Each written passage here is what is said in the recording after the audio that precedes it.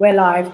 Greetings, greetings, family. Sister Shanice in the house alongside a wonderful panel lineup today. Certainly looking forward to another fantastic, bombastic, insightful discussion and debate this evening. I want to thank you all so much in advance for joining us for today's conversation. Certainly hope that you're going to be contributing to the discussion and the debate in the chat. And so as you come in, please do greet the panel members. Please do let us know where you're watching us from.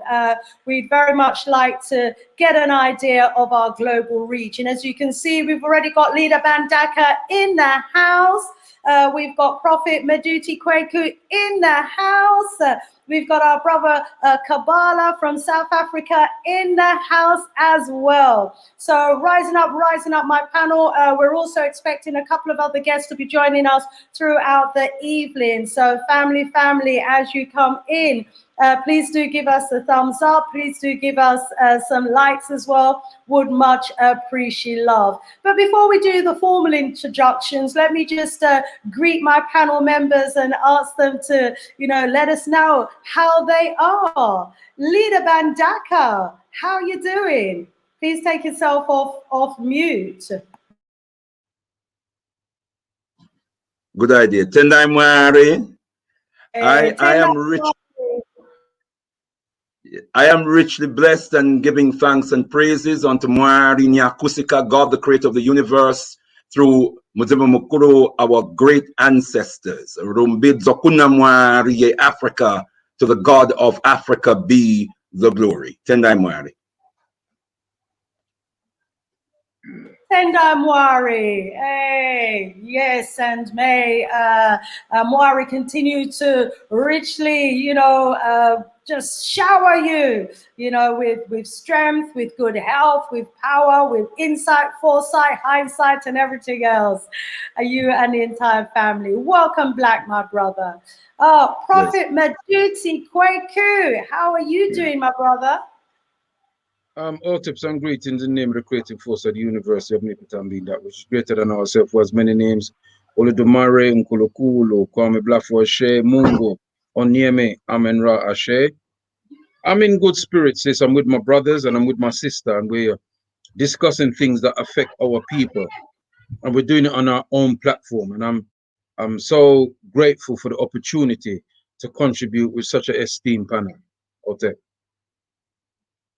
Hotep, Prophet, always a privilege and an honor to have you on board. Welcome, Black, my brother. Thank you for all of the insights, hindsight that you bring, the historical perspective that you share. It's always truly an honor, my brother. Thank you so much. And today we have a new guest to the family. We have Brother Kabbalah, who's joining us from South Africa, originally from the Congo. Please take yourself off mute. How are you, Brother Kabbalah? Peace and power, sister. All good and pleased to be here with my elders.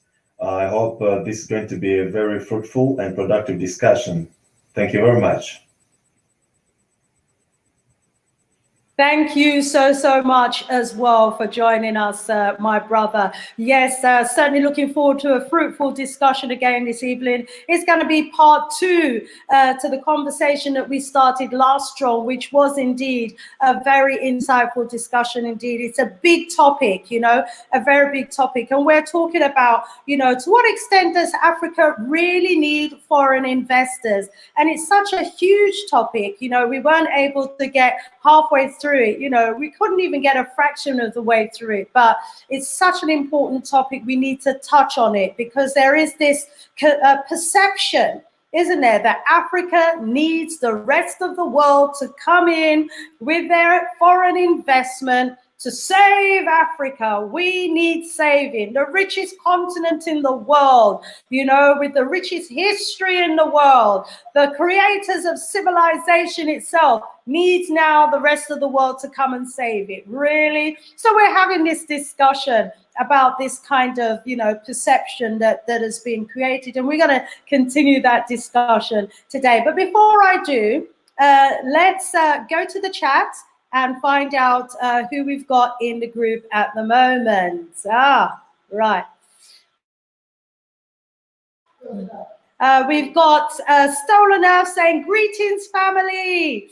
We have got, oh, let me scroll up. True Essence, greeting the family. Welcome, True Essence. We've got Afri-Jamo sending greetings to myself and the panel, my African brothers and sisters worldwide, watching from Ghana.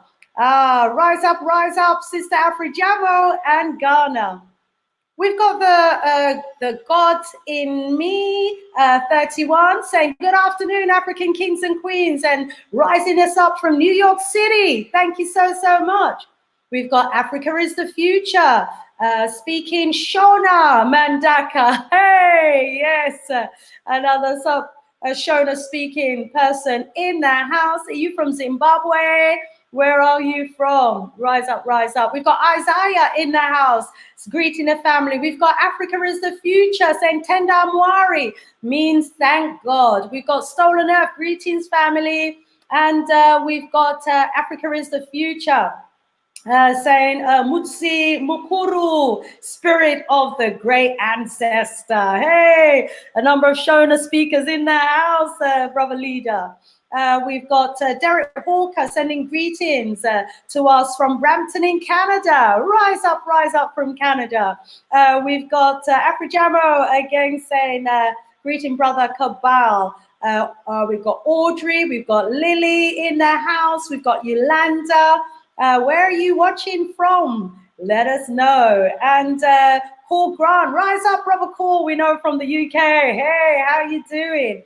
And we've got Anthony Lowe in the house. So, you know, the family is tuning in. We've got 66 in the house so far. So I'm just going to send out some greetings and, you know, hopefully more of the family members will be joining us very, very shortly indeed, so that we can get off to a good early start today. As you see, we've got our guests, not like last round, we had some technical challenges, but, you know, the guests that are with us have managed to bypass the technical hitches to be with us. So we welcome you, family. Welcome on board to the Sister Shanice Show. I hope that you have had a powerful day today. I hope that you've had an eventful day today. I hope that your day has enabled you to accomplish much, and hope that the work that you have been doing today has in some way, shape or form been able to enable you to contribute towards the betterment, towards the upliftment, and towards the empowerment of us as a people, because it is our duty, it is our responsibility to be working towards the upliftment of our people. We can't expect others to do it for us. We as Africans, wherever we are born in the world, have a duty and a responsibility towards our mama land. So we have a powerful panel today, as you can see. It's going to be a great event today. And but before we actually kick off, let me just put a banner along the bottom. We have had an appeal, family, to help and support one of our brothers who is in need of support. It's our brother Jamal. Let me find his details. Coming to you now. It's our brother Mumia Abu-Jamal, who has been in prison for a long time. He's one of our freedom fighters, and apparently he's very seriously ill in prison right now. He's got open wounds, he's got heart condition, sores on his body, in a very serious condition, and they are not giving him the treatment that he needs. And so there is an appeal, and as you can see, the details are going along the bottom of the screen. You know, if he is not treated, he will die. That is the seriousness of our brother's situation. I wonder if brother leader, I don't know if you can give us some background, please, about our brother Jamal, our brother Mumia Abu-Jamal, please. Yeah, Tendai Mwari, giving thanks and praises. Let me just share with the gathering that I'm actually dressed in the Ghana national colors today. because the 6th of January marks the 64th anniversary of the independence of Ghana. More importantly, marks the ascendancy of the Osagifo, Dr. Kwame Nkrumah, into the position of Prime Minister and later on President of Ghana, who had a clear vision. And I know we're going to talk about these things, but I just wanted to offer that as a backdrop this evening, that this was a powerful visionary in our midst with a clear program and objective to transform the African continent into the #1 superpower on the planet within a generation. He had a scientific plan and program in place. And I think it's very, very important that we put the independence of Ghana in its context. He said the independence of Ghana is meaningless unless it is linked up with the total liberation of the entire African continent. And of course, he was a man who traveled to America, studied in America, and also got himself involved in the liberation movement in America in the 1930s to the 1940s. Now that we are in America, let me assist Sister Shanice in bringing to focus our beloved brother Mumia Abu-Jamal, who was a political activist and a journalist of extraordinary ability, tenacity, and deep commitment to his people's liberation. He was exposing the chicanery and the brutality and cruelty of the American government, and in particular, the vicious assaults on the family of Moons in Philadelphia, which was attacked by the local police and local authorities and basically massacred. And he, as an African-centered journalist, investigative journalist, was investigating the matter, unearthing the truth and adding real power to the call for justice. And because of that, he was targeted by the powers that be. He was accused of murdering a particular police officer, something Faulkner, can't remember his first name, but he was accused of murdering this particular police officer, and was tried and convicted. The incident occurred in 1981, and he was tried and convicted in 1982 based on very shady evidence. He has been in prison. He was sentenced to death, but there has been since then an international campaign for his, first of all, to overturn the death sentence so that our brother did not lose his life, but also, secondly, to free our brother, because we know that our brother was and is innocent. Fortunately, a few years ago, and I can't remember the date, but it was like within the last 5 years, I'm pretty sure, that the death sentence was finally lifted. So he's no longer on death row, but he's still in prison. He's still imprisoned for life.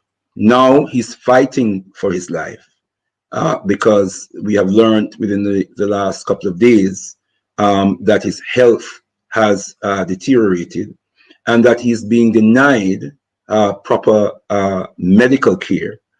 And as a result of mounting campaigns, he was eventually sent into hospital for medical care, but only spent 4 days when in fact he needed much more time in hospital receiving medical care. He's back in the penitentiary and really being left for dead.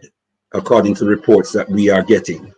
And so we are being urged globally to mount and galvanize forces of defense of our brother, demanding for, first of all, that he is allowed to have medical care, but secondly, demanding, or within that context, also demanding his release from prison, because it has been stated that the best medicine that he can receive now is to be released from prison, so that he can be surrounded by people who love him, people who care about him, in addition to receiving the medical care that he needs. He can receive all of the psychological, emotional, and social therapy that anyone in his position of health challenges would need at this time. So, thank you very much, Sister Shanice, for doing what you do best, my beloved sister. And that's why I called you a genius last week. It seemed to have thrown you a bit, but I just really meant from the bottom of my heart that I am, and this movement is extremely impressed with the quality with which you dispense your craft as a journalist, not just a national but an international journalist for our people. Tendai Mari. Your mic. Thank you. Thank you, Prophet. Thank you so much, Leader Bandaka, for the kind words of encouragement. It's as I'm led by the Spirit, and thank you for that background as well, about our brother Mumia Abu-Jamal. Prophet Maduti, would you care to add anything to that by way of background or information to the case of Mumia? Thank you. Yeah, I just want to say that Brother Mbandaka did an eloquent coverage of our brother and the situation and circumstances. The man's name was Daniel Fartner, Brother Mbandaka. Yeah, Daniel Fartner. And was it 1982? Them find him guilty, and they sentenced him to death. And as you know, in 2001, his conviction was overturned for the death penalty, but given life imprisonment. You understand me? What is interesting about Brother Abdul-Jamal is that when he was 14, in 1968, he joined the Black Panther Party. So he was a member of the Black Panther Party up until 1970. And when he left the Black Panther Party, he went on to schooling and finished his education in terms of a journalist, and became the president of the Black something journalists in Philadelphia. I can't remember rightly. But it shows that he was an activist from he was 14 years old. You understand me? So this is a man that devoted his life to the total liberation of African people. What concerns me is that we got so much eloquent leaders and orators in the United States of America, but we can create a big march to go to Washington, D.C. for all kinds of things, but we cannot call a big demonstration to release a person that devoted their life to us and that has been unjustly incarcerated. You understand me, I say?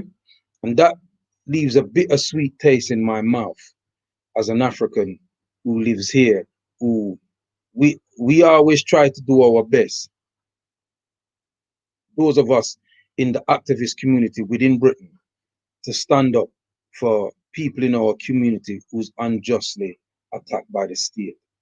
And we are not as well as equipped as financially as those activists who are in the United States of America. They have more access to their own television stations.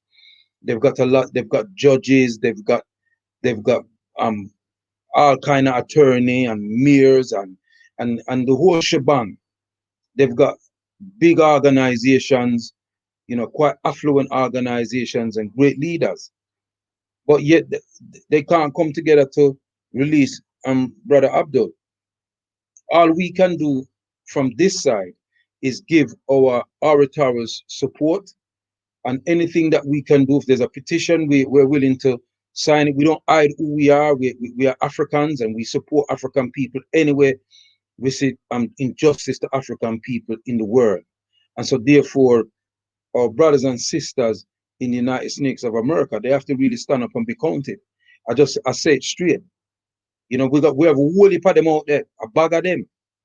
I do all kind of thing, and them can mass all kind of thing, but nobody, I don't know what the politics is behind that we cannot organize ourselves to support an African who the evidence have shown, because there's been evidence, there's been documentaries, there's been all kind of things showing that the evidence against him, you know, I know that brother leader put it, you know, kind of eloquent man and everything, but me just talk it raw and straight. Them frame him. It's a fit up. All of a sudden, there's no if, no buts about it. Yeah, the white man system fit him up. You all of a sudden, may I say, they probably saw him just like J. Edgar Hoover saw Marcus Garvey, Elijah Muhammad, and Malcolm X and the Black Panther Party. They probably saw him in the and Kwame Ture. Probably saw them all in the same kind of clique and start to make sure them don't want no more Black Messiah. So anybody who are going to come up, who are going to depend on them team, they're going to do them best to destroy them. So all we can do from here is give our moral and Africated support, and we definitely support them. But we are appealing to our brothers and sisters and the activists front out there in the United States of America to farm yourselves. Big old demonstration globally for the death of George Floyd, which we feel that too. But yet, brother Abu-Jamal, who's doing so much for our community, so much for our community, is still locked up in a jail and now facing ailments of all sorts. God knows what that brother is going through. And so our libations are with him, and more importantly as well, his family. Hotep. Hotep, thank you so much, Prophet. You know, they're obviously, you know, wanting him to die slowly and painfully.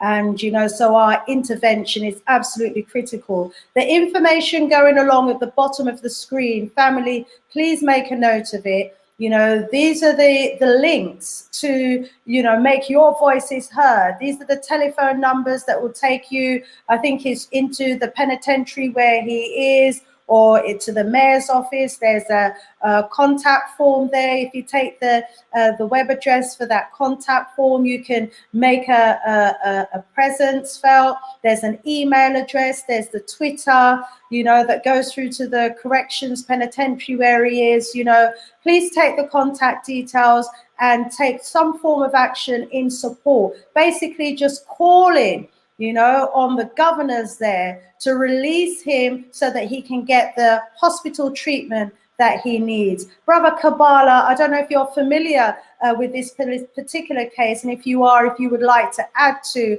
what has already been said before we move on, my brother. Thank you so much. Until today, I didn't know about him, since it's something that happened in 1980s, somewhere around there. Yeah, but it's a very fascinating story. That is obviously one of those stories that we know very well, you know, in terms of structural injustices. But I think everything has been said about him, and I hope that all of us will obviously some way, somehow take actions to support him and to get him out of that prison to save his life. Thank you.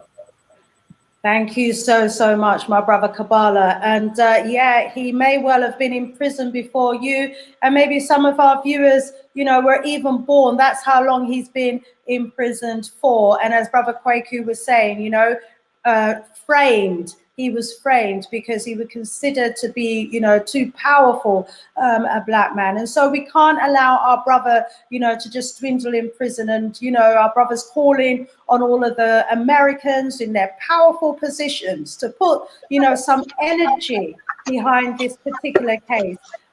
There is a YouTube channel, and it's called African Esquire TV, African with a K. And if you go there, you can get more information. There's a lot of links in the description box that you can go online, you can write, you can email, you can telephone, you can call. They've got the governor's details, they've got the attorney's contact details there. They've got lots of contact information. In fact, I'll also put all the contact information in the description box below this show as well, so that, you know, anyone who returns to it has got all of the details that they need in order to send off a tweet or send off an email or to pick up the phone and make a phone call in support of our brother who, you know, they are deliberately allowing to suffer. This is, you know, this is the horrendous treatment that we as a people have been experiencing at the hand of this, you know, unjust system for hundreds of years, as if we haven't suffered enough. You know, the inhumane treatment just never seems to end. And so we're calling on our people, you know, to bang down the doors and to hammer in, you know, the emails and everything else, so that our brother, you know, can have some humanity, some humane treatment, you know, towards what could be his end of life, the way things are sounding right now. And so I want to thank you all so much in advance for any action that you do take. Okay, so moving along now, we are going to turn our attention to the main topic for discussion today. It's a continuation from the discussion that we started last strong. We say strong instead of weak because, you know, we want to speak words of power. Yeah, so last strong, we started a discussion that was looking into the concept of investment in Africa, foreign investment in Africa, because, you know, there's this kind of ideology that Africa needs the rest of the world. It needs Europe, it needs China, you know, it needs India to come and save it, to invest, you know, in the country. And so they call it foreign investment, which sounds like business, which sounds like business partnership. It sounds as though people are actually coming to help and support. But last strong, we were ripping back the layers of what foreign investment actually looks like, and we looked at the definition of investment as well and answered a number of questions, you know, like, you know, we looked at the historical impact of foreign investment in Africa, you know, the extent to which the markets, you know, so-called free markets works for and against Africa.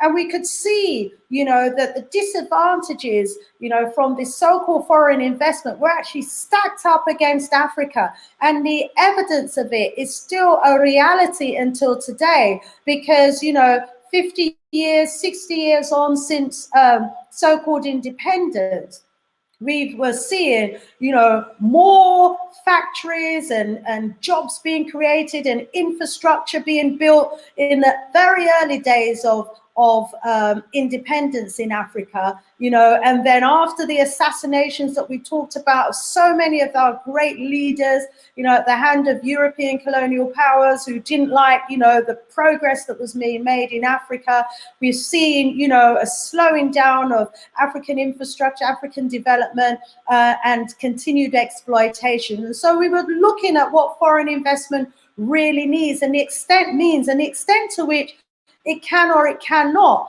actually build Africa. We're going to continue looking at that for today as well. And so what I'm going to do before I, you know, pose any questions, I'm going to go around and ask each of our panel members to introduce themselves today to you, and by way of opening, also, you know, make some opening remarks regarding the topic that we are going to be discussing today. And I'm going to start off with Brother Leader Bandaka, because he's at the top of my screen. Bringing in Leader Bandaka, please introduce yourself to the family and open up the topic for today from your perspective, Leader. Giving thanks and praises unto Mwari Nyakusika, God, the creator of the universe, through Muzimu Mukuru, our great ancestors. I bring greetings to brothers and sisters in the African world community in the most precious, powerful, and bountiful name of our motherland, Al-Kebulan Mama Africa, in the sacred spirits of our most gracious ancestors, and in a prayer for oneness, hope, and prosperity for all African people on the face of the earth. Rumbidzo kunamwari Africa, to the God of Africa be the glory. My name is Brother Leader Mbandaka. I am the spiritual leader of the Al-Kebulan revivalist movement that resides and functions from the United, so-called United Kingdom. And just to say that we are a liberation movement that is based on an African-centered spiritual cultural philosophy called Al-Kebulan Livity, which means living according to the divine teachings and traditions of our mother culture. We also adhere to the philosophy, the political ideology of the most eminent prophet and king, His Excellency Marcus Mosiah Garvey, and his spirit and mission child, the eminent prophet and king, Papa Omowale Malcolm X, insofar as their ideology was a nationalist, Pan-Africanist ideology, which means that we are committed as a movement and we aim to inspire our people to commit themselves to the fight for the total liberation of our land and our people, the unity and liberation of our land and people, and for the attainment, the glory of our African God, our African creator, and the attainment of a much higher quality of human existence.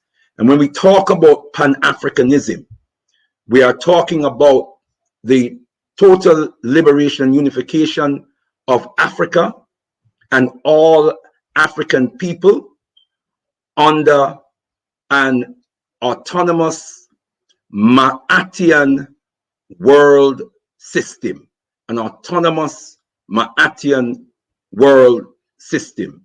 And when we talk about nationalism, we mean nation building on the principle, the Garveyite principle of race first, meaning race awareness and cultural emancipation first before all other consideration. Let me say just briefly in relation to the issue of investment. We have sufficient history as a people to see and to understand that key words that our historical oppressors use in regards to how they relate to us politically, economically, socially, scientifically, there are key words that they use which are loaded terms, coded terms. And as the great Neely Fuller taught us, popularized by Mama Frances Cress Welsing, if you don't understand white supremacy, what it is and how it affects you, then everything else that you think you understand will only confuse you.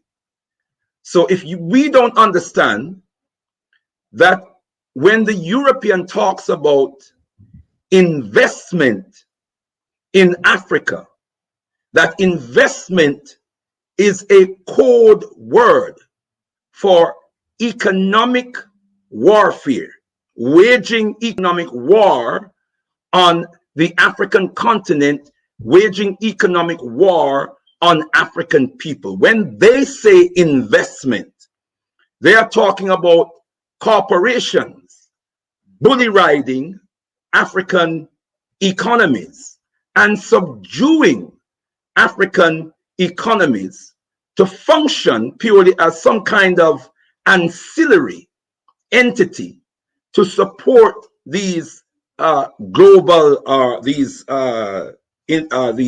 multinational corporations. So I will just posit that as my opening remarks, and indeed look forward to sharing more thoughts with the gathered strong this evening. Tendai Mwari. Tendai Mwari, I want to rise up the person in the chat who's just highlighted the fact that our brother, sorry about that, Jamis has just gone off screen, that our brother President Magufuli is in hospital in Kenya, seriously ill. We knew they would be attempting to get to him. He's apparently had a cardiac arrest. And of course, they're claiming that he's got COVID as well. They're saying that he is, very unwell at the moment in hospital.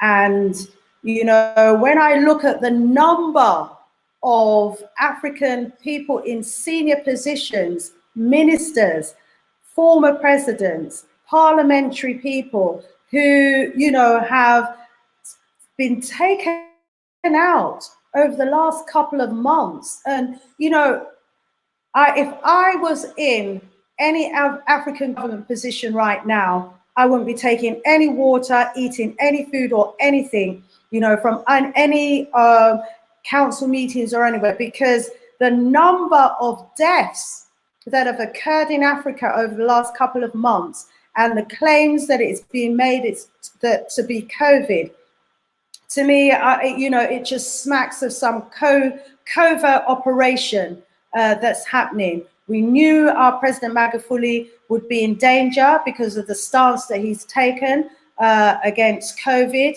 And I've just checked the report that was put in the chat, and I can see from the BBC News report, it says Tanzanian President John Magufuli in Kenya hospital with COVID reports. And that they're saying that he's had a coronavirus and cardiac arrest. Of course, they'd want to tag on the colonial disease to that as well. So our thoughts right now are with President Magufuli, that he will make a full recovery.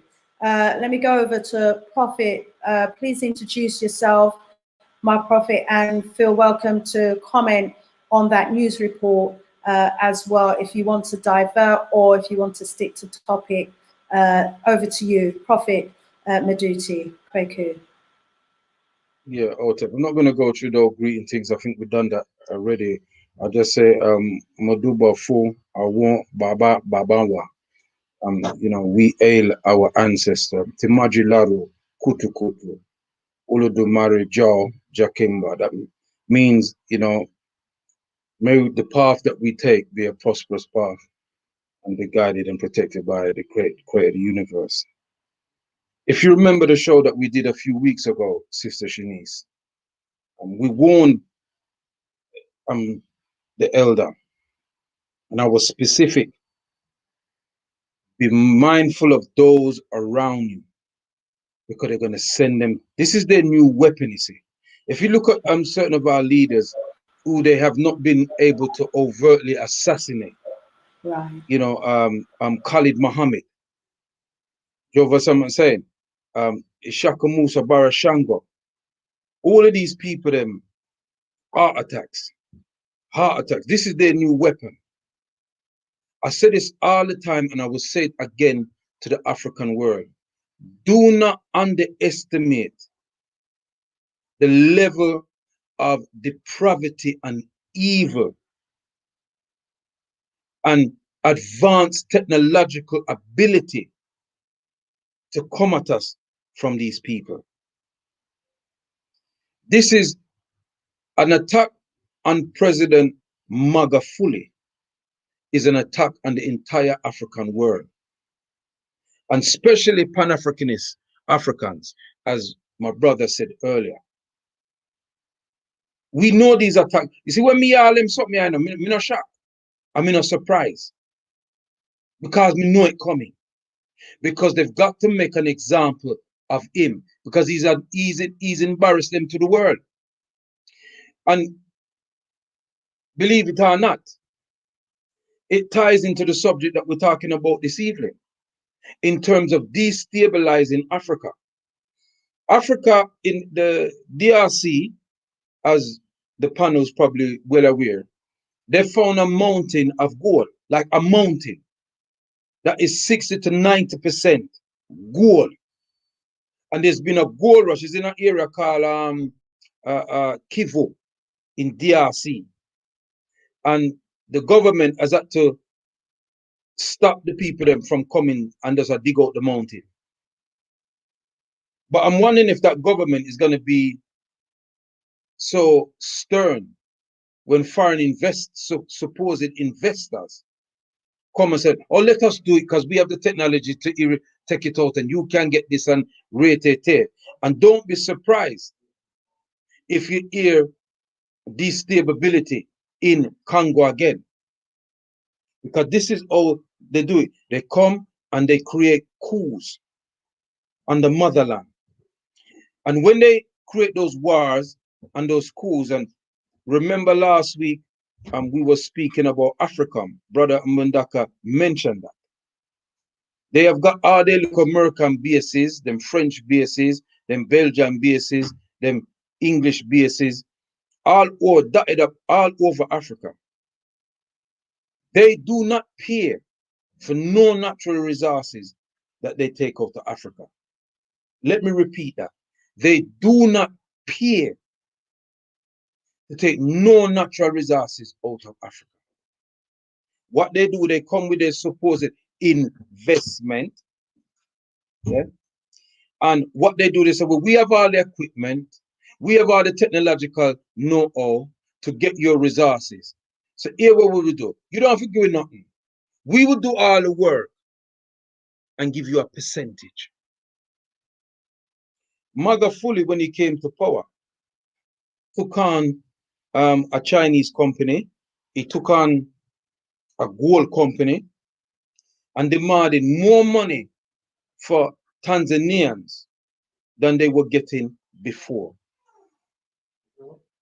So do not be surprised when they come from. Remember what I said last week, and I've been saying from the last how many times, we have to have two things in place. We have to have our intelligence. Dr. Abu tell us that, and we must have our military. If you don't have that to protect you, you're in big trouble.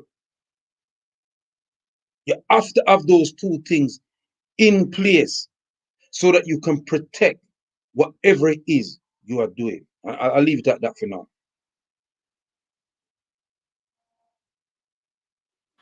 Rise up, Prophet. You know, absolutely agree with you on that. We need our military, we need our security forces, we need our intelligence on the ground. You know, they have too much access to our ministers and our presidents and their deputies, and they are definitely being taken out right now. They are dropping, you know, like flies, so to speak, as we watch on. And COVID, you know, seems to be the cover for this taking out that's going on right now. Let me go over to our brother Kabbalah. Brother Kabbalah, please introduce yourself to our audience, and you know, we look forward to hearing your opening remarks on anything that's been said so far. Thank you so much. Thank you so much, my queen, and greetings to everyone who's watching us at this moment. My name is Kabbalah, born in DRC, Congo, right now living in South Africa. I am an Afrocentric, as I define myself. I'm a member of the Free-Minded Academy, which is a Pan-African academy for the future African leaders in politics and in business.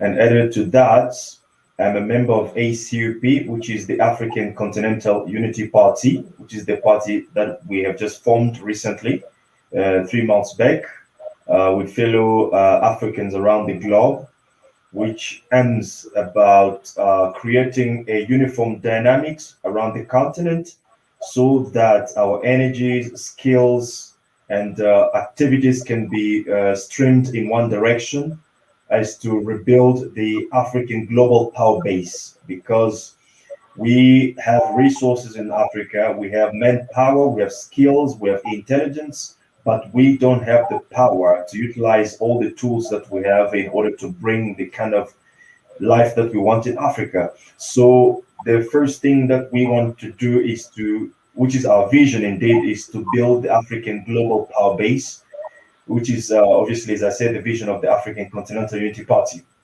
And now coming back to the points, which is actually the question, which is the subjects of today about African or the foreign investments or investors. Well, maybe I should begin by repeating the statement made by the ancestor John Henry Clark, as he said, Africa is still and is always and still the richest land in the world. Africa has things that many want because they cannot do without, and they've never wanted to pay for. Therefore, they will always find an excuse to invade Africa. And based on this statement, the answer to the question of whether the foreign investment is a positive or negative thing to the Africa, the question is clear. The answer is clear. Everything in this world is business. Everything in this world is done for profits. So based on this very same statement that I've just made, it's clear to obviously approach this discussion in a very philosophical or in a very profound way, because it's clear that there's nothing like foreign investment will develop Africa, because development is an inside out process rather than outside in process. It's only people based on their cultural understanding, on their traditions, by obviously realizing their needs and problems, who will design the methods and the ways through which they can develop themselves. There's nothing that a person coming from Europe who does not understand the context of your reality can bring as to develop you. So I put it in that way, and I hope that we'll have a most important discussion as we're moving forward in order to break that down. Thank you very much. Thank you so much, Brother Kabbalah, and welcome to the panel. Thank you so much for that opening as well. Yes, indeed, Africanist development, and the manpower is there on the continent, and it's to organize that manpower. Brother Jammers, welcome. And the woman power too. Welcome. And the Welcome, woman family. power, yes, thank you, leader. Welcome, Brother Jammers. You're welcome. Please I'd like to thank you. yourself. I'd like to thank you for providing this platform once again and inviting me to join this esteemed panel. And I'm very, very happy to be taking part today. Thank you. Thank you. We're delighted to have you on board. And I don't know if you've heard some of the discussions that we've been having so far. If you have, we welcome your comments, your thoughts on any aspects of the discussion that we've already been having. Well, I sincere hope that my fondest wishes to the recovery, of our esteemed in Africa, wishing you safe recovery. And just my own opening comments is in line with what the panel has said already. We have to make moves of power. We can't let somebody who's a proven enemy, have any interest in us. So that's the first thing. And investment. If somebody invests, that means that they're looking for. They've got interest in investment that they're doing. So we can't let somebody already taken everything, stolen everything from us, again have an opportunity to take more from us by investing and transferring their capital in another form, what they're going to use against us once again. We hear you on that. Absolutely agree with you. Are we going to learn from history, or are we going to make the same mistakes all over again? And, I was just looking as well at one country in particular, Zimbabwe, because, someone in the chat said that they've lost as many as 15 family members in Zimbabwe. Something serious is definitely going on over there as well, and a number of cabinet ministers. And we've got here, for example, an article that was published in January, and at that time they'd lost their third minister within a week. 3 Zimbabwean ministers in a week. Now, how coincidental is that? And I asked the question, are we doing autopsies? Are we doing independent autopsies and toxicology reports just to check that some of these ministers haven't actually been poisoned? You know, I'm looking at the Minister of Lands and Transport, who I actually met when I visited Zimbabwe. You know, Minister Matiza died of, supposedly died of COVID, and he was at the time the third minister to have died within a week. And then subsequently to that, there was a fourth minister who actually died. You know, the Minister of Education, he was taken out as well. He supposedly died of COVID. Which other ministers were there? This is in Zimbabwe alone. So very, very concerning, all very concerning indeed. And so, as our brother Kwaku was saying, these ministers need protecting, and it's the same for a number of other African countries as well. High-ranking officials, ministers, you know, just to try and hammer home this whole kind of COVID argument and justification for their vaccines. You know, we're seeing, in my opinion, the taking out of some of these ministers. I would, you know, so we all have to be on red alert right now. Desperate measures, you know, are obviously, you know, happening around us right now. So, you know, but we do still nevertheless have to continue with business. And so, you know, we're looking at the vision for Africa. Africa's vision includes, for example, the African Free Trade Agreement. That's the agreement that they've been negotiating for some time. That's an agreement that was launched in Africa back on the 1st of January, which is going to allow, you know, continental goods to be traded across the borders free of charge, you know, so goods and services across the borders, you know, could actually move more freely. And you know, Africa was rising, and in some countries in Africa continued to rise despite you know, COVID. Tanzania, for example, you know, was reporting massive growth in their economy as well. But at the same time, you know, that Africa was launching its free trade agreement and was looking to start, you know, doing business across its own borders, you know, and taking advantage of their 1+ billion market.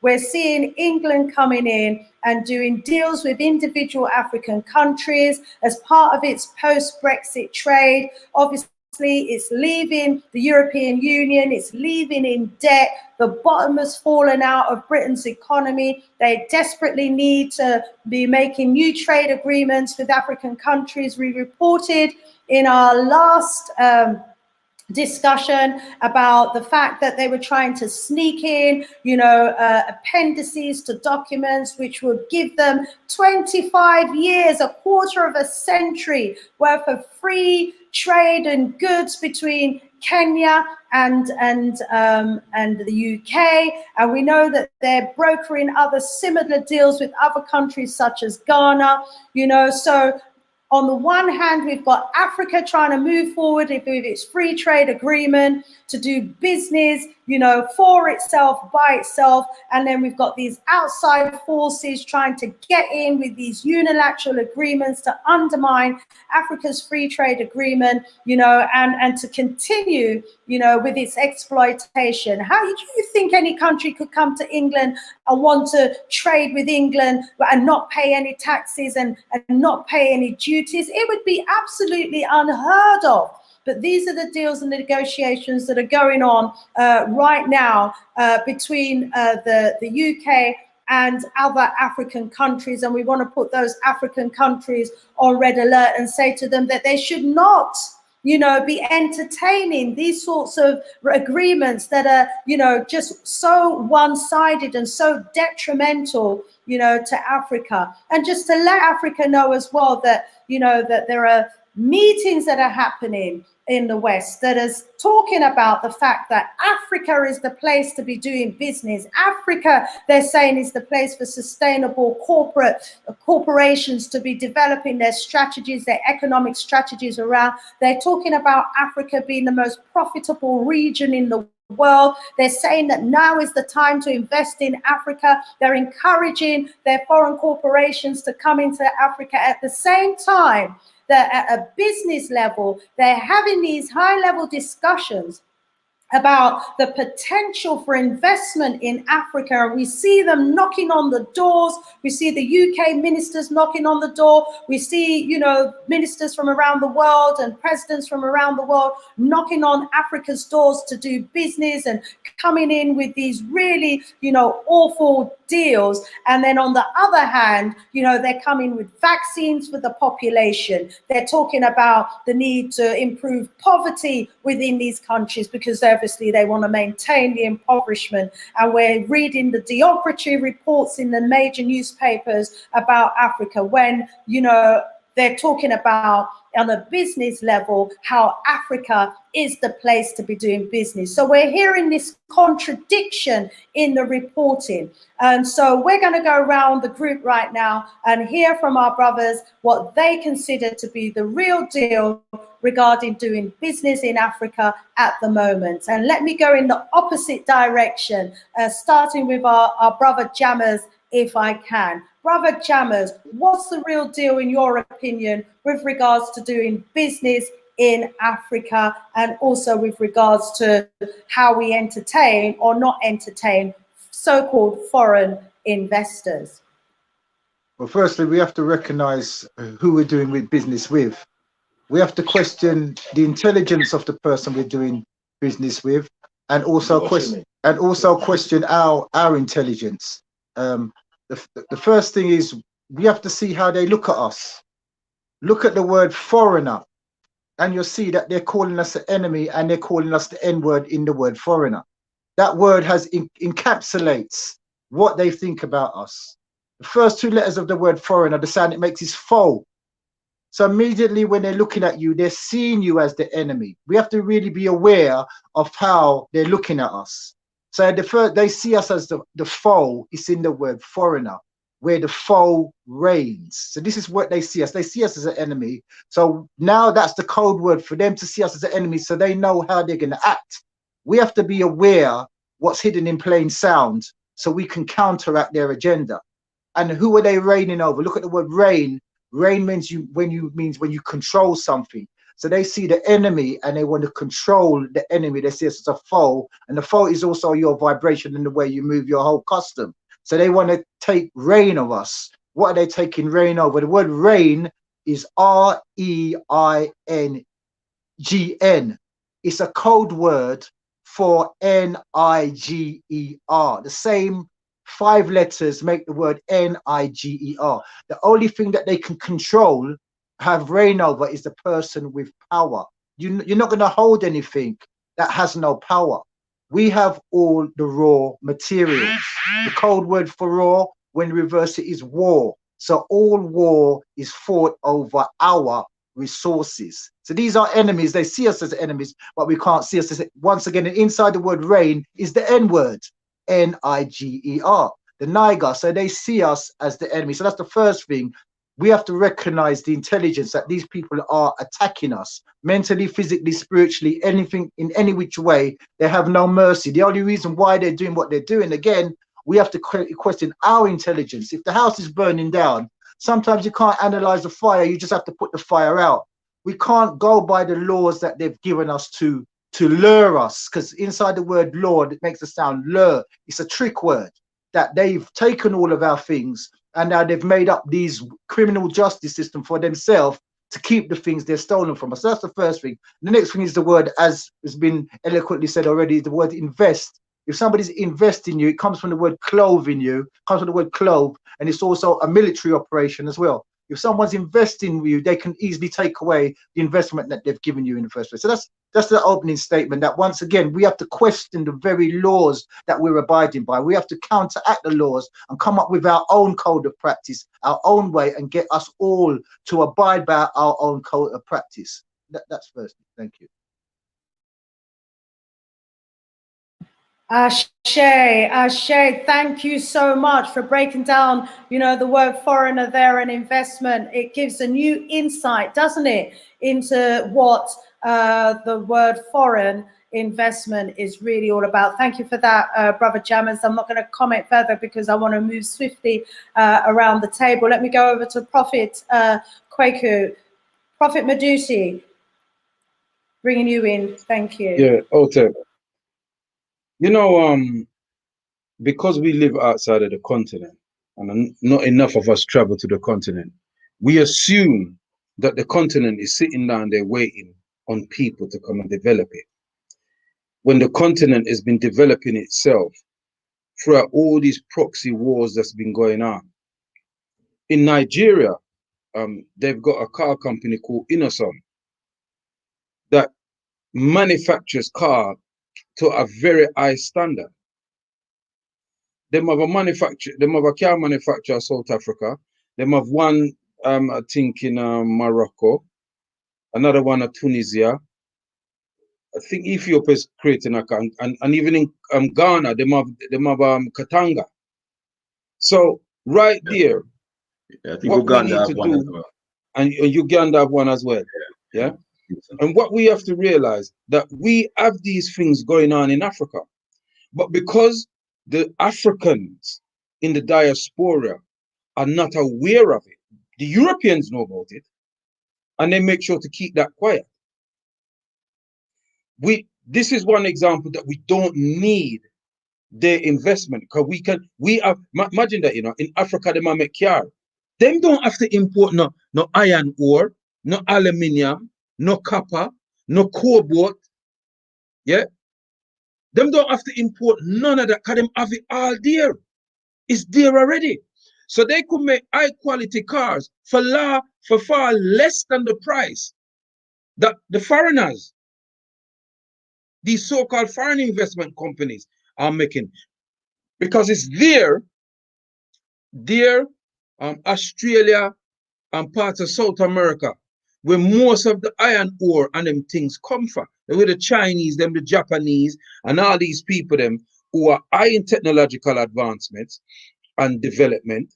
This is where they have to come to get their natural resources so that they can manufacture it and sell it back to us. Rwanda now is making mobile phones. Rwanda now is one of the cleanest places in the world right now. Business is booming. Ethiopia, business is booming. They build up a train line and all them something down there. So we don't actually need their invest. We don't need their paper. Because what is money more than it's a promise? You look on a note in Britain, it says, I promise to pay the bearer of this note the sum of whatever the note is. It's just a promise. But in the continent, we have the natural resources. We don't need their investment. I'm going to stray off a bit, but you'll see where I'm going. There are thousands of Africans locked up in jail all around the world. Canada, United States, Mexico, the Caribbean, here in Britain, for what? For a juggle, for a sell ganja. But now, Canada pay off them world debt by legalizing the production of ganja. Several states in the United States of America has legitimized the sale and big companies. And who are these people that own these big corporations now that is engaging in the trafficking, what they call legal trafficking now, of ganja? The same European, the largest producer of medical ganja, would you believe it, is right here in Britain. So we don't need their investment, because their investment is stolen legacy. You understand what I say? We have some of the richest soil in Africa where we can grow ganja to the hectares, and we can use that as one, instead of fossil fuel, we can use it as a biofuel to run our vehicles. We can use it as medication. to make clothes, and even to manufacture cars. In fact, the first car that Ford made was made out of ganja. You understand me I say? They say it's stronger than fiberglass. So we don't need their investment.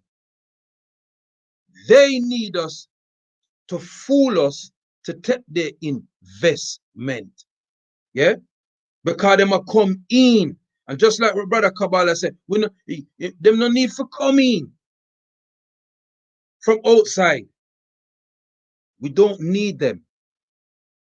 What we need is our brothers and sisters, and we have to understand this, that what they've spent years of doing is stealing our knowledge and repackaging it in Cambridge, in Oxford, in UCL, and Harvard, all these different universities where they steal our knowledge and remanufacture them, use it to develop themselves. So the only thing that Africa needs is its children who's in the diaspora acquiring the knowledge of engineering and computer technology and all them kind of sinting there, to come to Africa to work with the brothers and sisters who's down there, who is advanced as them still, but don't have the equipment, and help them to manufacture and develop the equipment.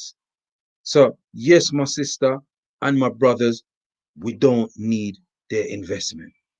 You have to be very, them say, beware of strange people coming bearing gifts.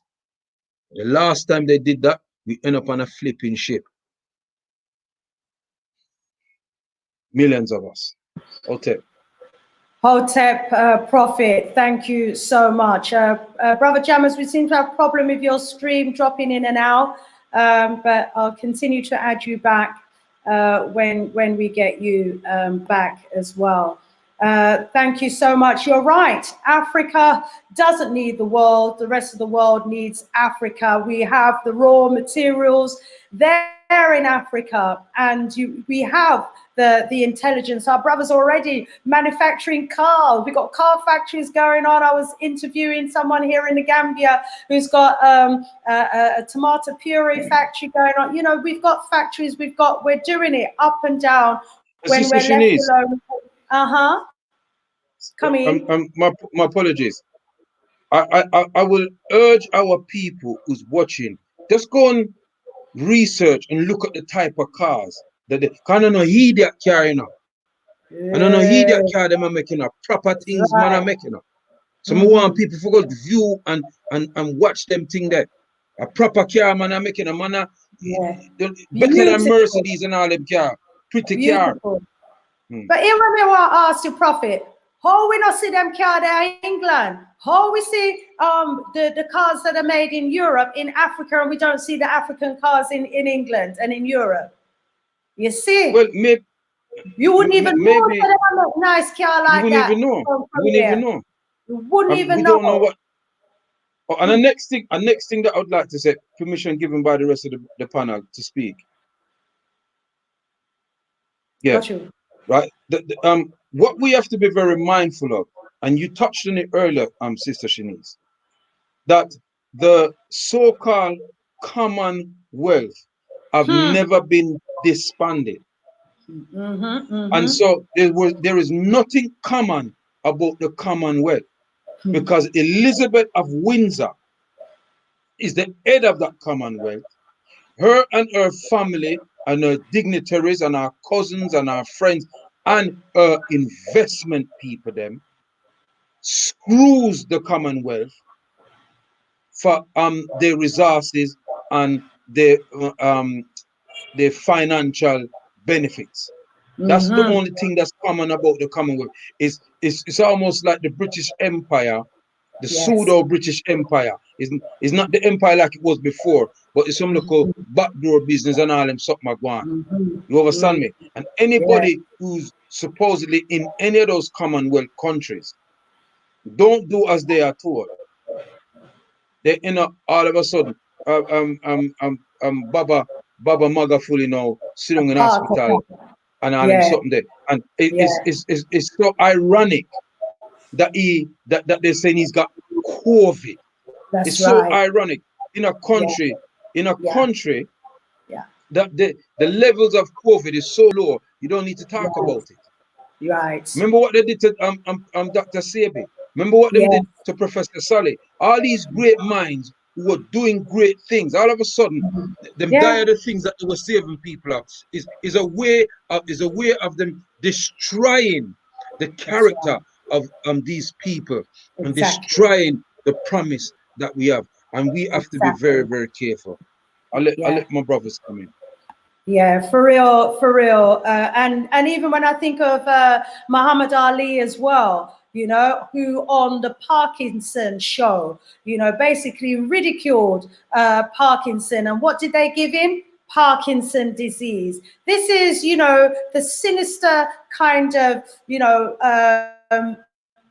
mentality of these people. So because, you know, Magufuli is saying that, you know, there's no COVID in his country because there's very little evidence of it, what did they try and we have to remember that there are foreign forces, intelligence, you know, and all these camps, foreign armies on African soil. They're everywhere. They're sitting there in the restaurant on the table next to you and you don't even know. They could be dressed, you know, as a waiter in the kitchen where you're being served food. You know, they could be there helping at your business meeting and have been alongside you for a long time and you don't know who these people are. You know, our ministers, African ministers, take a look at the number of ministers who have been dying over the last couple of months, you know, to try and hammer home the idea that COVID, you know, is real. You know, and for those who sorry, panel, I'm gonna come off. Let me go around. Sorry Sister about Shanice, it's interesting that you mentioned that about the ministers. Look how we've supposedly have a pandemic in this country. None of them ministers dead. True. Yeah. None of them dead. True, you know, Prophet. Yeah. Them no human like everybody else. Supposedly not dead. One of them minister dead. Not one minister dead. Right, Prophet. Any other minister them in America dead either? None. And the pandemic over France, there. Maybe someone none in of them the let us know. Yeah, you're a true talk. So Africa yet again being targeted, yeah, with their poisons. But going back to the economic situation in Africa right now, because this article is talking about Africa's economic growth prospects among the world's brightest. 6 of the world's 12 fastest growing countries are in Africa: Ethiopia, Democratic Republic of the Congo, Cote d'Ivoire, Mozambique, Tanzania, and Rwanda. Further, between 2018 and 2023, Africa's growth prospects will be among the highest in the world, according to the IMF. Good news sectors where foreign companies, they're talking, this is their audience that they're directing this talk to, the foreign companies. They're saying that you could have, you know, comparative advantage such as banking, telecommunications, infrastructure among the drivers of the current economic growth. So, you know, the audience that they're talking to at the moment in terms of, you know, going in and benefiting from African growth is the foreign investment sector. So, you know, putting us back on that track, let me go over to our brother Kabbalah for your comments on this topic, my brother. Please take yourself off mute, brother Kabbalah. Thank you so much. Can you hear me now? Yes, my brother Kabbalah. All right. Thank you so much. Thank you so much. Yes, I'm hearing you. All right, that's perfect. About the economic issue and investment issue, actually, I think there is one thing that we as African people, globally speaking, have never put in our context, or actually have never contextualized when it comes to our relationships with other people of the world. And I think that is a part of our DNA, which is hospitality, you know, to welcome everybody and to welcome, you know, every interaction that people bring to us to welcome them in a neutral ground, looking at them as they are told to be, but not really questioning the real intention of the people that we are interacting with. What I'm trying to say is, like, as African people, we have never been able to have our own projection of other people in the future. For example, to express clearly what I'm trying to say, when people, for example, in Europe say that Africa is the future, what they mean is the resources of Africa is the future, but they don't actually mean that African people are the future, because in reality, their projection of African people in the future is to have us again going back exactly to where we have been, which is slavery, that got to be transformed into colonialism and neo-colonialism, which is nothing but one thing, which is just slavery, subjection and oppression of African people. So what is the future here is the resources of Africa, which is called the future. So it's not African people. This is the projection that people have for us. However, us as African people, we have never formed our own projection of other people for the future. For example, we've never project, for example, to say that we want to, for example, in our Agenda 63 of Africa, Agenda for 2063, there's no something like a projection that Africa is having over, for example, France or Belgium, to say, for example, that in 2063, we'll be able to conquer the market between all the commerce between Africa and France. We'll be able to invade the Chinese market. We'll be able to, to reverse the situation. Instead of having Chinese people coming to Africa and opening shops in our townships and conquering our markets, we'll be able to also now, export our goods and services to Africa. This is something that Africa never had, in our imagination. We have never been able to think as the American people think. They think of Africa looking at all the weakest points of Africa and all the strongest points of Africa, and from there they come up with the strategies that will allow them to always be in a position of domination when it comes to interaction with Africa. But us, we don't do that. What we think is the so-called investment is just investment as it's spoken about. The so-called cooperation is just the cooperation as they are being defined, in the international arena, so to say. But we don't really question the hidden motivation of other people when they come to invest in Africa or when they come to do business with Africa. This is actually due to the fact that as African people worldwide, maybe because of the experience of racism, we have ambitions, but we don't have the vision. What I'm trying to say is, as African people, we have ambition to succeed. When you put African person, for example, in a corporation or in a business or in any industry, he's an excellent man. He does a lot of things. He produces things. I mean, his intelligence, he does effectively what has to be done. For example, as we're speaking now through internet, I'm sure that we're all using laptops. I don't know how many of us know that in the laptop that we're using, within the 9 certificates that have built this laptop, 6 of them are being, are actually owned by an African person called Mahdin, and apparently is the one who invented the Lenovo laptop that we know about. But all these people are really excellent when they are part of other people's institutions, because this is the ambition that we have as African people. We want to be part of the if it was possible, we would have been even part of the European Union. We want to be part of NATO. We want to be part of all these institutions that people have built, but we don't have the vision of the world. If we had a vision of the world, we should have begun by building our own institutions rather than being proud to be part of other people's institutions. I saw the story that happened in England, of course, related to Meghan and his son, the racist statement that was made, and you see African people getting obviously frustrated or indignant, so to say, about that situation, because we would have wish to see an African man in the royal house in England, that we would have celebrated that as a mark of progress.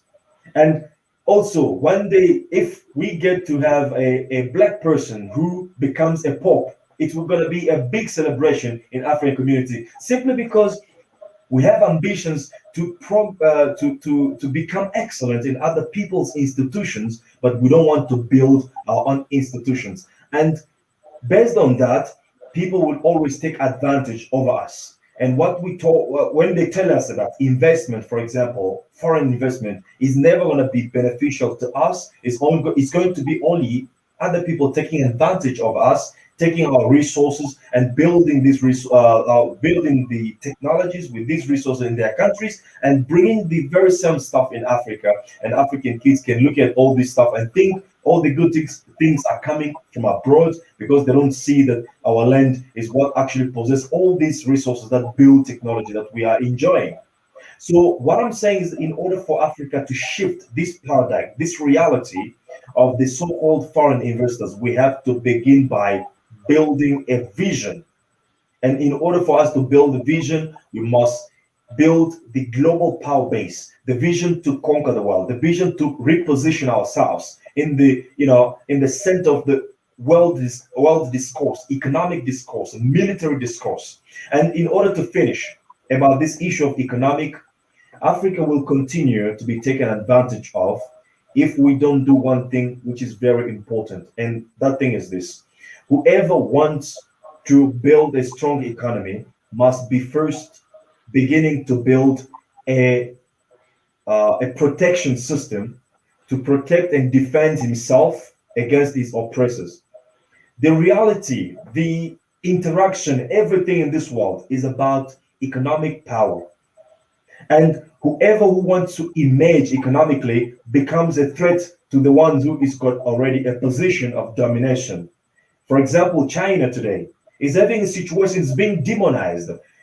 China is being, how can I put it? It's being discredited through the Western medias. Whatever that happened in China, it's put in the context of propaganda, violation of human rights, and all these things happen as well in America.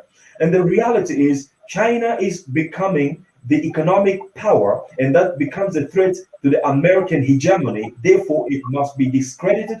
And if China did not have the weapon of mass destruction, which is, in other words, is called the weapon of persuasion, China was going to be invaded by America and its allies.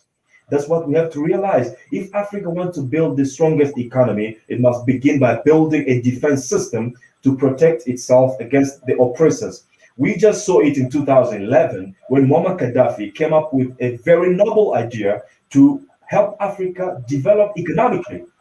And we saw what happened in Libya, because we didn't have the means to protect ourselves. So what I'm saying is, the foreign investment is nothing but the modern exploitation of Africa, and most importantly, the modern economic slavery in which we have already embarked since the post-colonial period through the debt trap.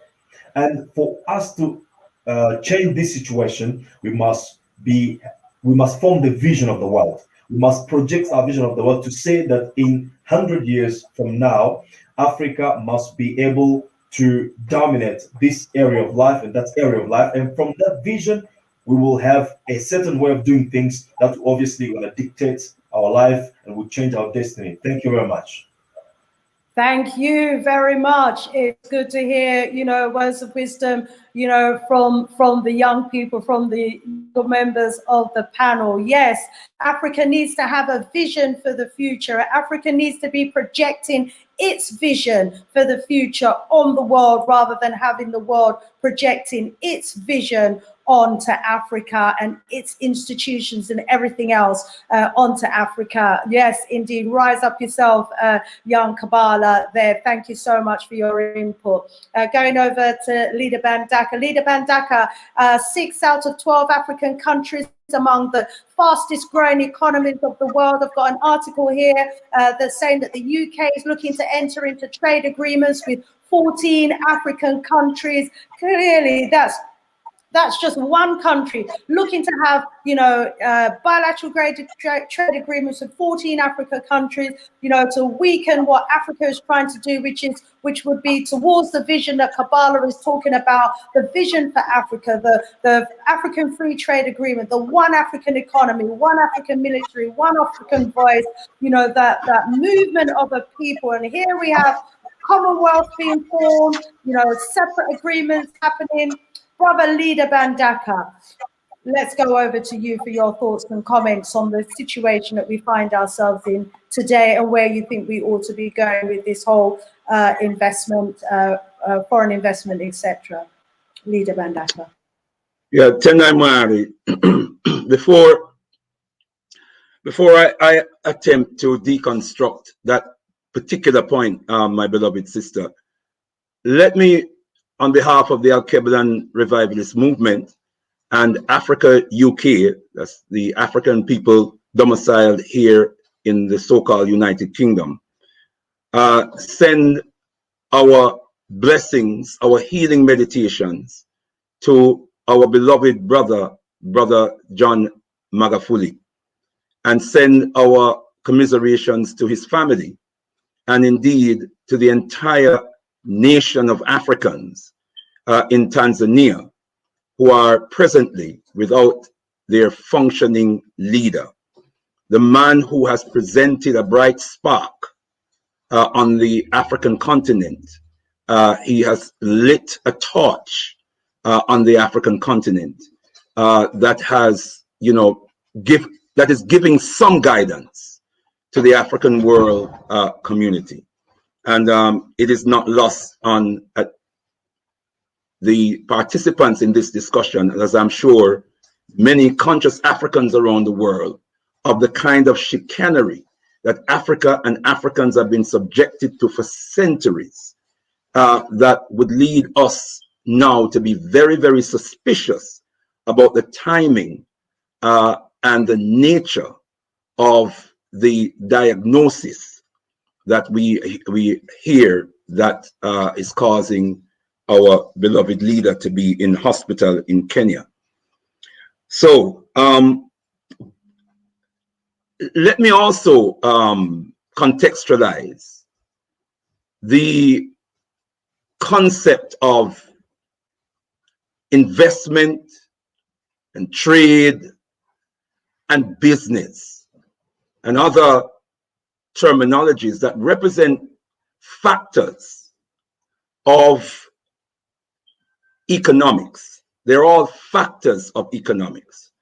And let me preface that by quoting one of our great African thinkers, Baba Wade Nobles, who is an African psychologist, clinical psychologist, and social psychologist, I believe, as well, who says, he gives us a definition of power. And he says, power is the ability to define reality and have others respond to your definition as if it was their own, as if it was your own.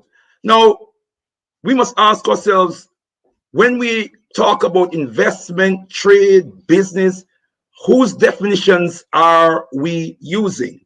The models of trade and investment and finance that we see on the African continent, the banking system on the African continent. Who is defining? Who owns and controls? When we even talk about an Africa free trade area, what currency are we going to be trading in? Who owns the industries that are going to manufacture the goods and the services that we are going to be trading? Are they in African hands? Are they controlled by African people? But Kabbalah, I think, is venturing to warn us to be very, very careful about even this narrative of Africa rising. We have to ask, whose narrative is this? Where did this narrative originate from? And what exactly did they mean by Africa Rising? Now, I'll come back to that in a moment. Let me offer a working definition of economics, a working definition, which is that economics, and let's bring to mind the African word ujama, which means cooperative economics. It's one of the 7 principles of the Nguzo Saba that we celebrate during Kwanzaa. We highlight and we celebrate. But what is economics if it's not how a people, listen carefully, how a people organize their own goods, their own human and natural resources towards the production, exchange, and distribution of goods and services to meet their own needs. How a people organize their own. That word own is a very important word because it depicts ownership, taking ownership of their human and natural resources and organizing that in the production of goods and services to meet their own needs. Now, is that the model that we see presently on the African continent when we talk about economics? Because investment, trade, business occurs within the context of the economic system. And that's why I asked the question. Because the question about what currency are we going to trade in the African free trade area? We haven't even settled that. So the likelihood is that we're going to have to trade in a foreign currency. When we're trading in a foreign currency, then we are empowering that foreign currency.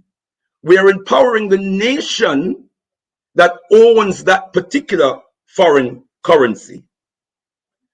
And we are adding value to the currency of that nation. Now, I want to just quickly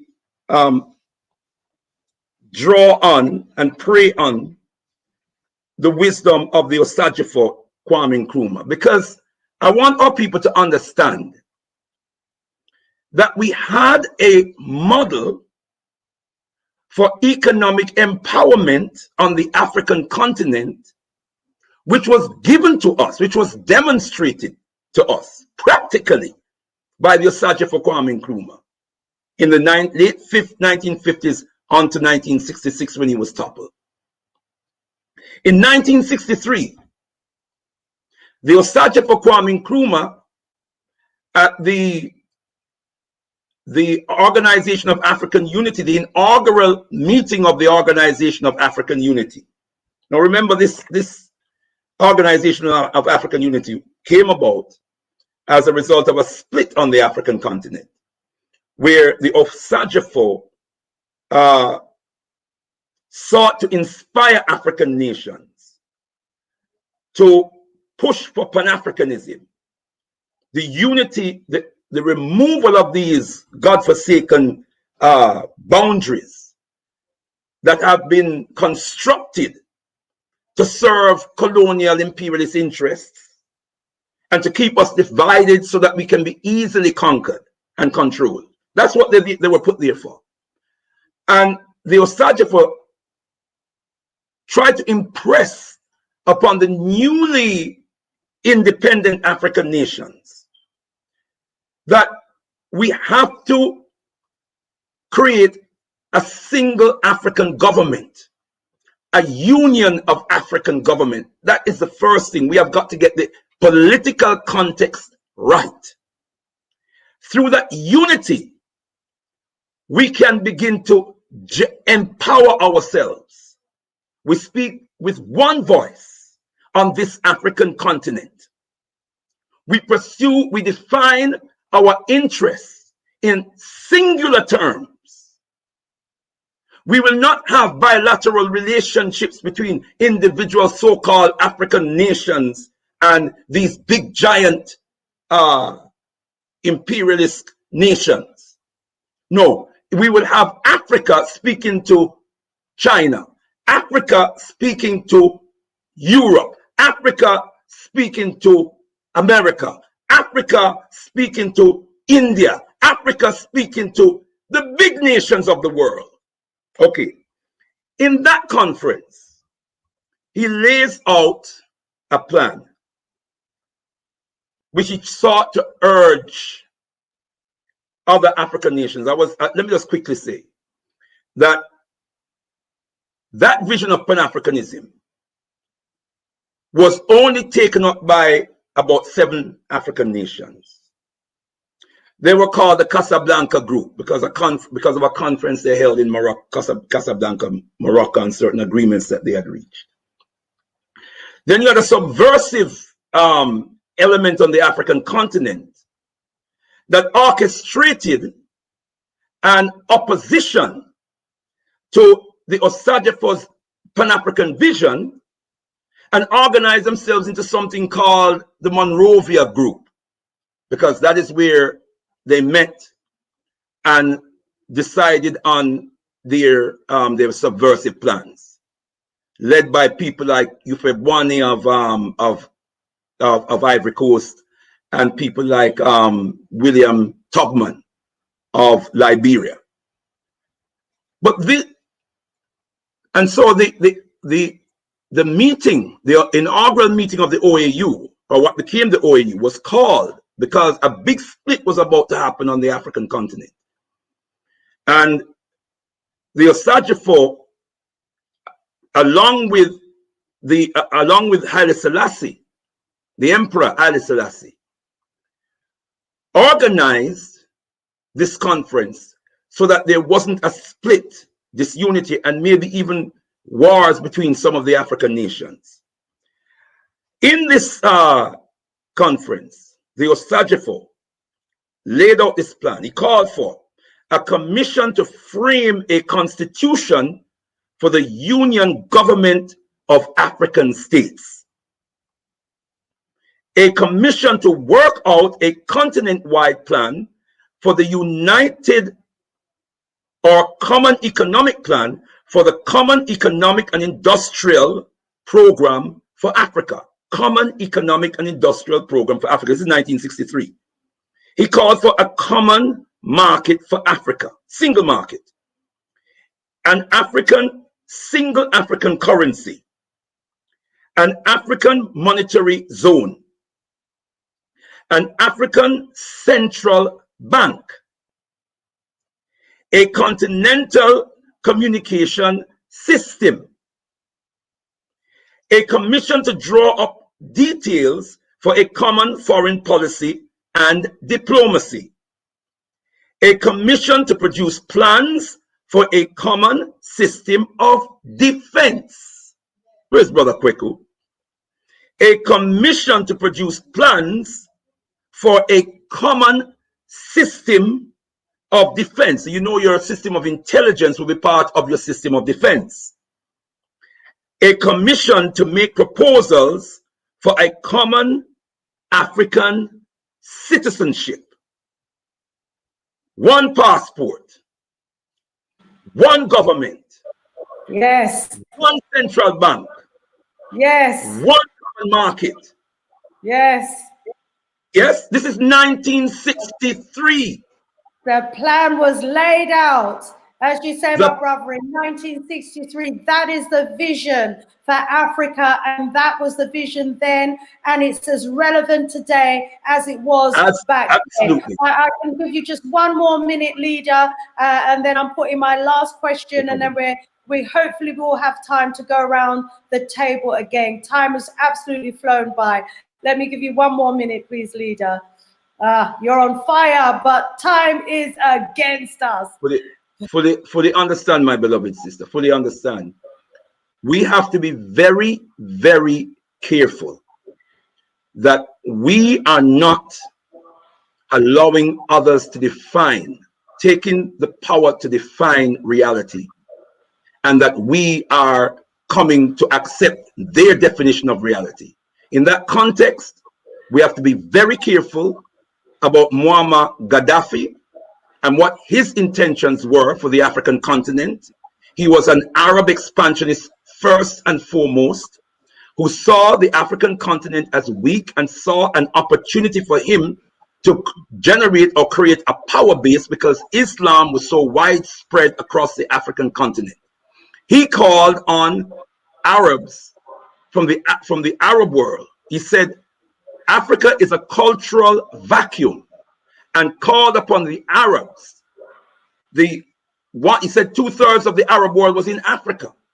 And he called on the rest of the 1/3 who is in the Arab world to come into Africa and fill that cultural vacuum. That's a declaration of war. That's a threat of genocide. Yeah. And finally, religious war. Absolutely. Cultural warfare, cultural annihilation. Yes, yes. And finally, the final point I want to make at this stage, we also need to take a close look at what is happening in Rwanda. Rwanda is not the miracle that we may think it is. We need to understand that Tony Blair effectively runs that country through an organization that is called the Tony Blair Institute of Global Change. It used to be the Tony Blair African Governance Initiative. The African Governance Initiative is now the Tony Blair Institute for Global Change. Through that organization, he is controlling about 8, maybe by now 10 African countries. A number of those countries. Wow. Leader, this is something we are going to have to look at, I think, in another show in a lot more detail. And we need to look at, each of the countries and the extent to which, he's actually controlling these African countries. Oh, absolutely. We'll come back to that, brother leader, but because of time and want to get round the table again, so to speak. Let me, we've talked a lot about, the outside influence on Africa. And leader, thank you so much for putting back on the table our vision for Africa, that our, founding fathers, liberation fathers actually put out there for Africa. But let me also, to contribute towards today's discussion in terms of investment, talk about the level of investment that actually comes in from the diaspora, because this is something that is often overlooked. But I want to rise up, one of our queens who's out there championing, for the diaspora to become more organized in the way that we invest in Africa. So I'm looking at some statistics here in a report that's saying that there are over 250 million international migrants, people outside of their country who are working in other countries and are sending money back home. They say that they estimate that over 200 million are actually leaving home, working abroad and sending remittances to their family. And they said that the potential is here. 1 billion senders and receivers and a projected 8.5 trillion in international remittances will be sent to developing countries between 2015 and 2030. Let me repeat, they're projecting, okay?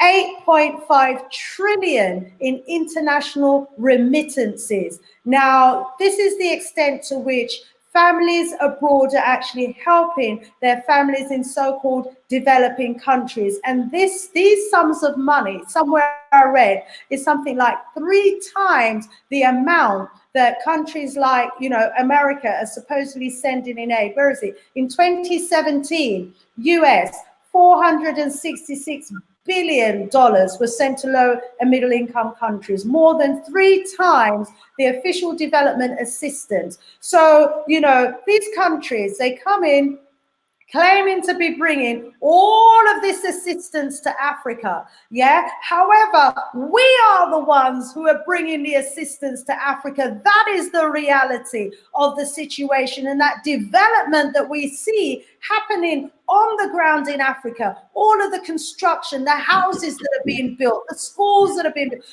all of that development is coming from remittances that we ourselves are sending to the Caribbean and to Africa and our countries around the world. To what extent are we actually overlooking, the trillions that we could be maybe, or some reliable African countries could be making better use of? Because I tell you this, I have read that the British finances and stock markets are looking to see how they can utilize those sums and to use it, as stocks and for investment.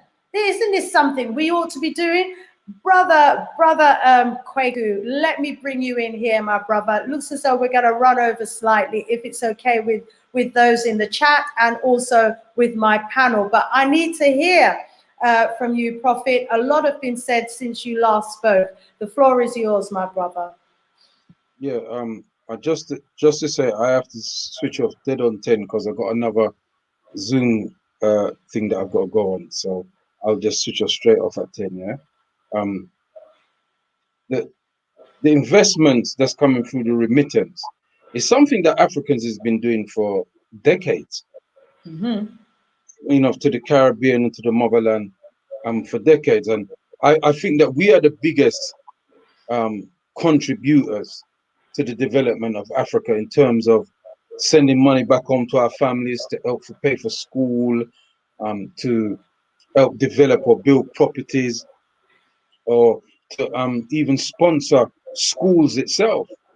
In Gambia, where you are now, our brother Patrick Augustus, they have a school out there where they've been working with for a number of years. The organization that I'm a part of that engage in the Garvey project. We have a school on the land that we support the neighboring towns and villages with their children's Africation.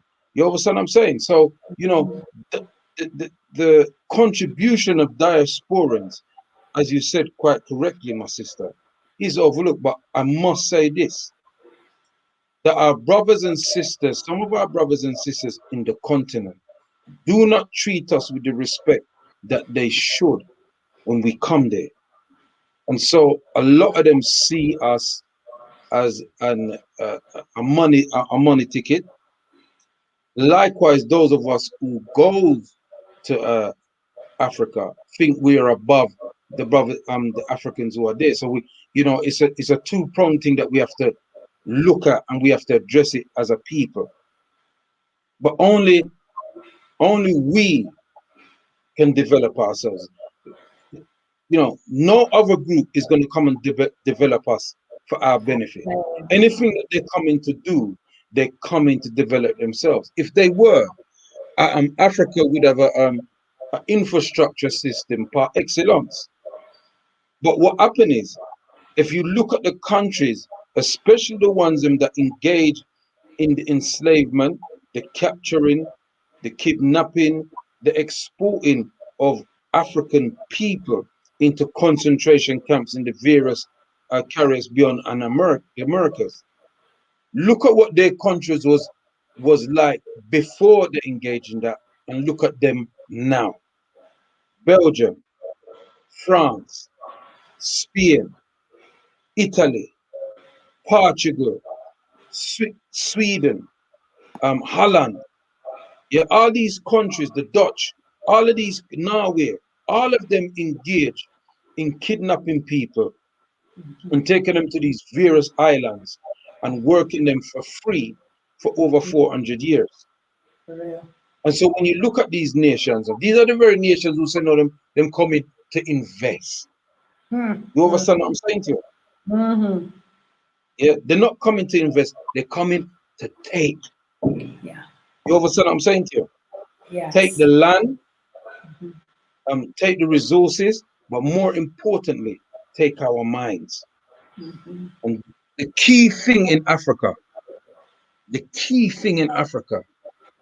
is that the African governments must move a mass program of Africating the people them about Eurocentrism, Arabism, yeah, and politics in terms of them trying to come and destabilize Africa. I'll leave it there because of time. Rise up, rise up. Thank you, Prophet. Absolutely agree. That ought to be a priority, an Africated education, definitely. And you're right. I mean, isn't that how they came, 500 years ago, initially as friends, bearing gifts, wanting to invest? And then look what happened. If we don't learn from history, as they say, history will be forced to repeat itself. Before the Europeans and traders. Yes. They before the Europeans came. They came to learn. Before the Europeans came, and this is very important, we have to look at the genealogy of the entrance of people into Africa. Before the Europeans came on the western part of Africa, the Arabs came on the eastern part. And prior to the Arabs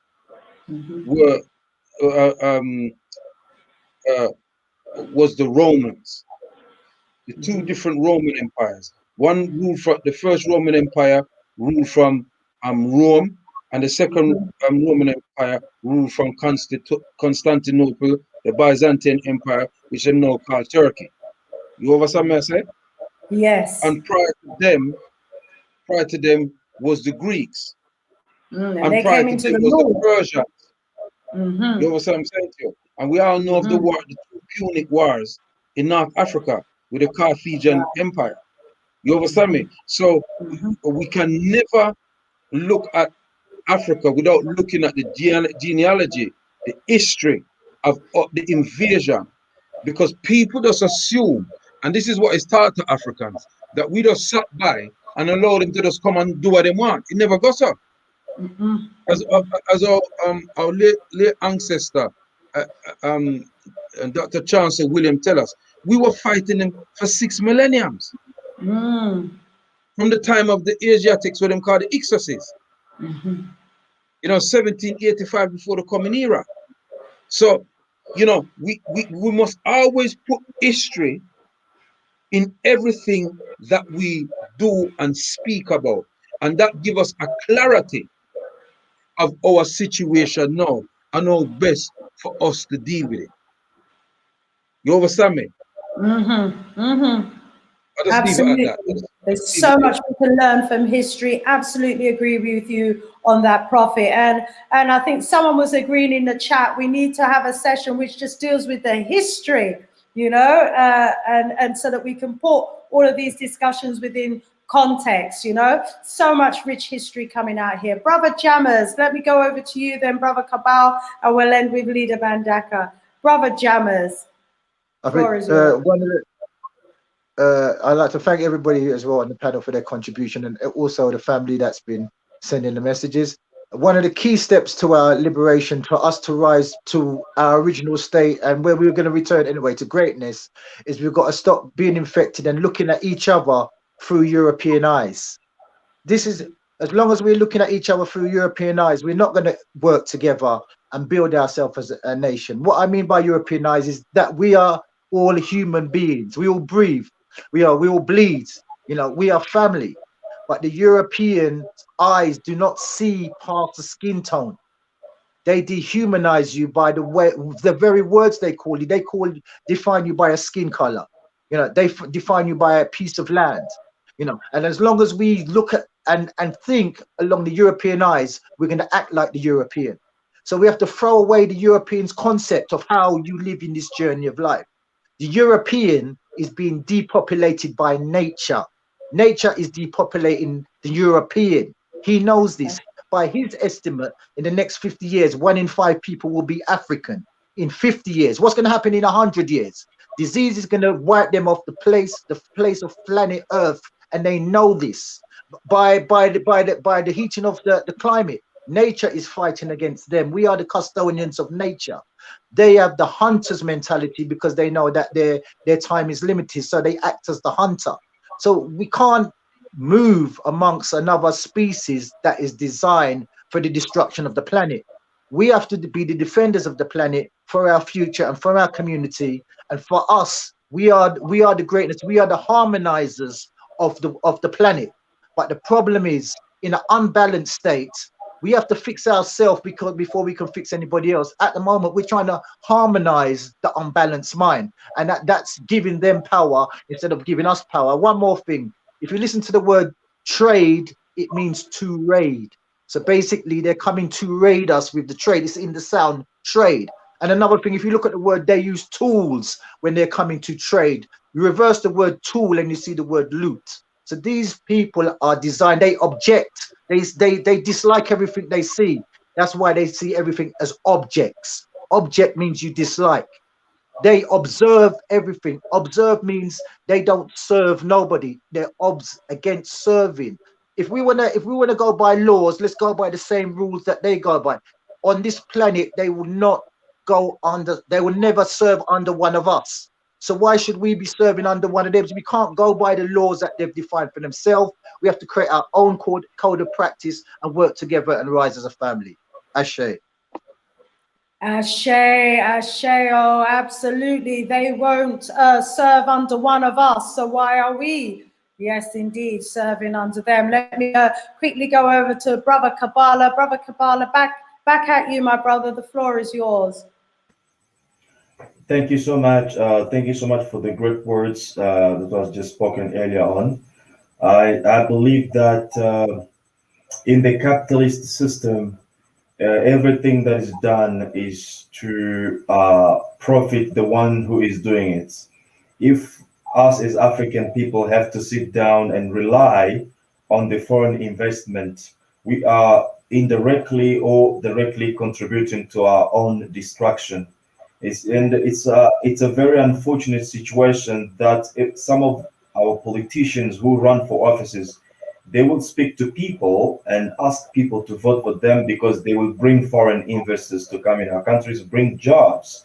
And this is not really helping people to look in themselves and then create conditions of development. They put African people in the very same line that was created during slavery of waiting for the master to provide for what you have to eat, what you have to wear, what you have to do. And this cannot help us to survive.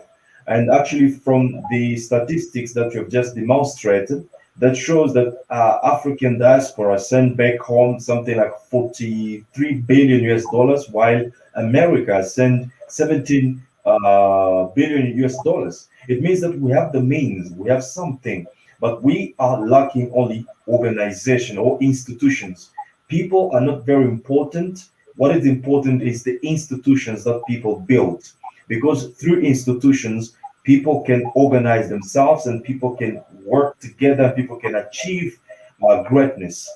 For example, we mostly talk about the unity of Africa, but we have to realize that as we're speaking right now, there are fundamental differences that and divisions that exist among African people. So it's not easy to unite African people on the basis of calling them to unite. We must build something that attracts African people from west to east, north to south, to come, something that obviously reflects the common interest of all African people. And once we come together on that institutions to work and we find ourselves united around that institution, that's where we can create unity. So I think we must begin by organizing ourselves. For example, in the diaspora, we have to begin trusting ourselves. We have to begin putting our resources together. For example, that 43 billion US dollars in 1 year that African diaspora have, if we can put it together, we can build a bank. You see, because the same money that we send back home, it's going through institutions built by aliens, and those institutions can sanction us anytime they want to sanction us. And the same money, when it comes to Africa, because Africa does not have strong institutions like banking systems, most of banks that we have in Africa are owned by aliens. When that money comes, guess where it's stored?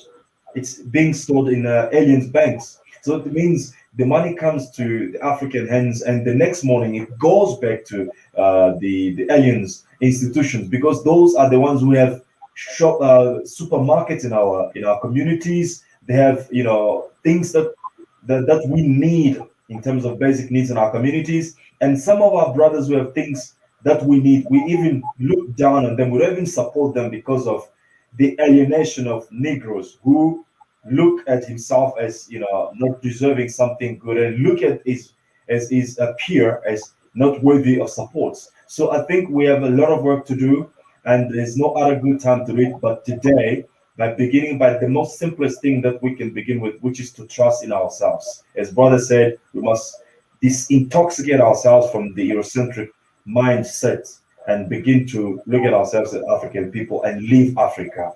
Thank you very much. Thank you so much, Brother Kabbalah. I mean, there was just so much in what you said there, and absolutely agree. The idea that, Africa is waiting for foreign investors to come and bring the jobs, is like crippling Africans. It's the wrong kind of message to be sending to the young people. No, they ought not to be waiting for others to come and create jobs for them. We've got to be creating jobs for ourselves. Young Africans with the creativity and the skills that they've got can be creating their own jobs and their own opportunities for themselves.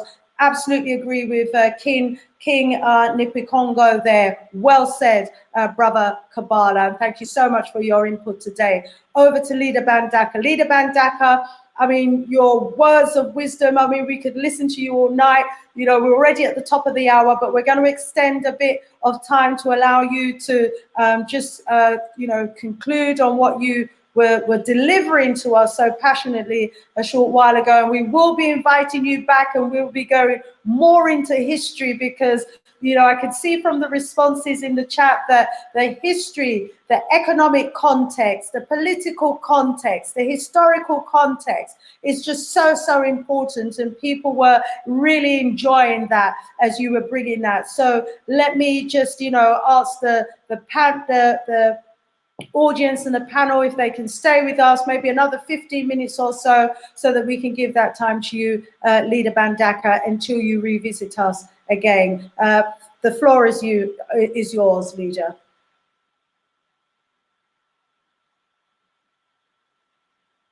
You're on mute. Please unmute. Thank you. Tenai give thanks and praises. And I send love, profound love, out to our beloved brothers and sisters who are listening in, and who evidently are gaining from the information that we are all sharing with them in this very, very important show. Good to see Brother Jammers. I haven't seen Brother Jammers for a little while.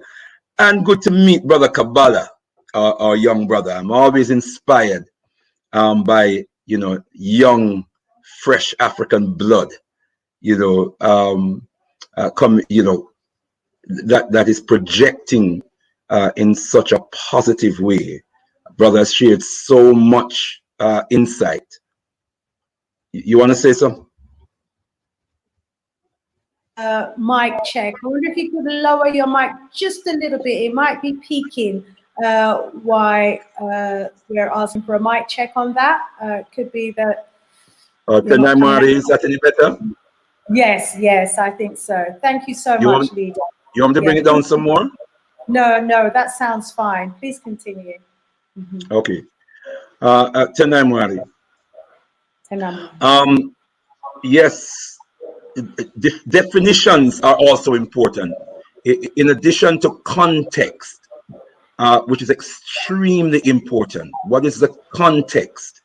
The political context, the economic context in which the African continental free trade area is going to unfold. And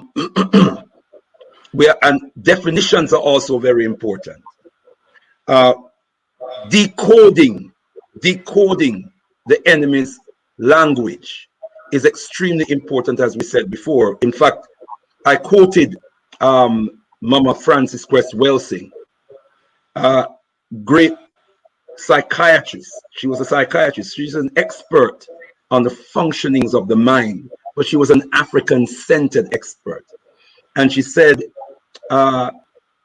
she reminded us that 90% of warfare is not military. 90% of warfare is cultural and propaganda.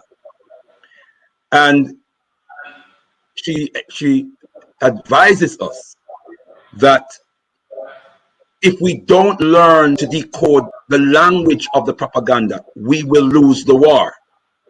So it's very important when we hear 1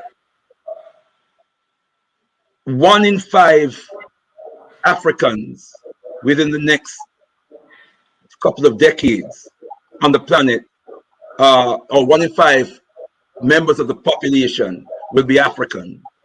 That is evidently true. It might even be bigger than that. But when it comes out of European institutions, be aware they are planning. There's a plan behind that. There's a reason why they are saying this. And when they are talking about African populations, there are 2 or 3 things that they have in mind. One, how do we control?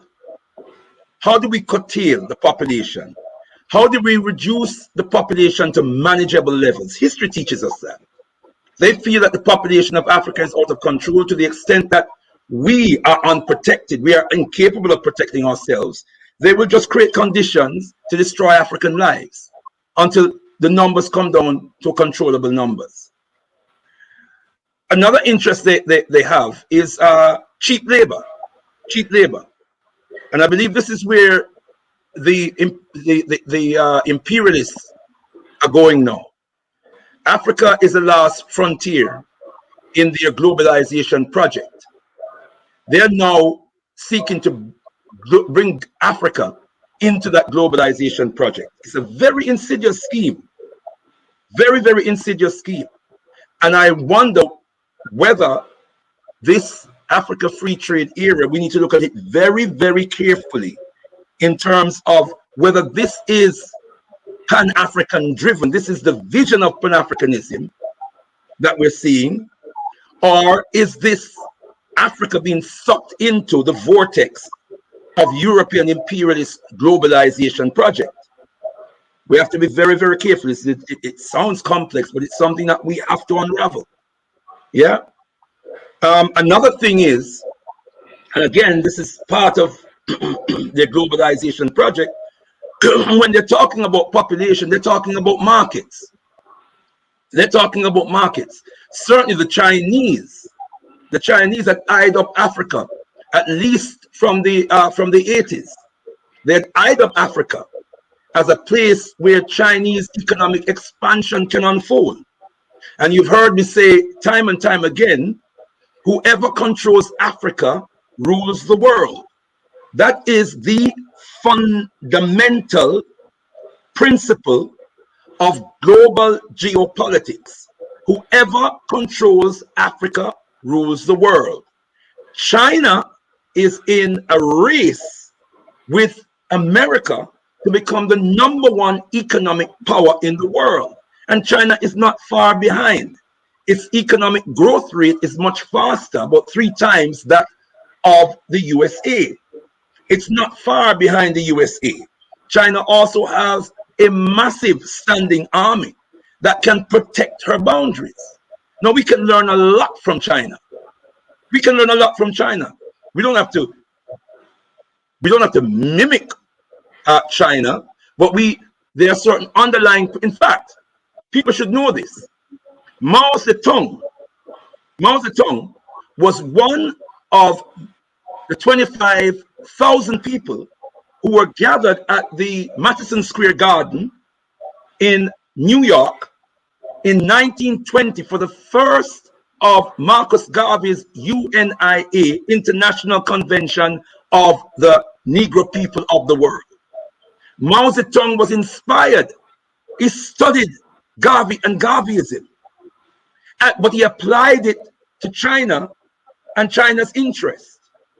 And then came what China did first and foremost is recapture Chinese minds, got Chinese people to think like Chinese again, and to exorcise the spirit of the colonial, the colonial ghost. Then China expelled the aliens from its country and protected its borders and became insular. Then China took control of its land. Then China took control of its natural resources and started to use the natural resources for Chinese development.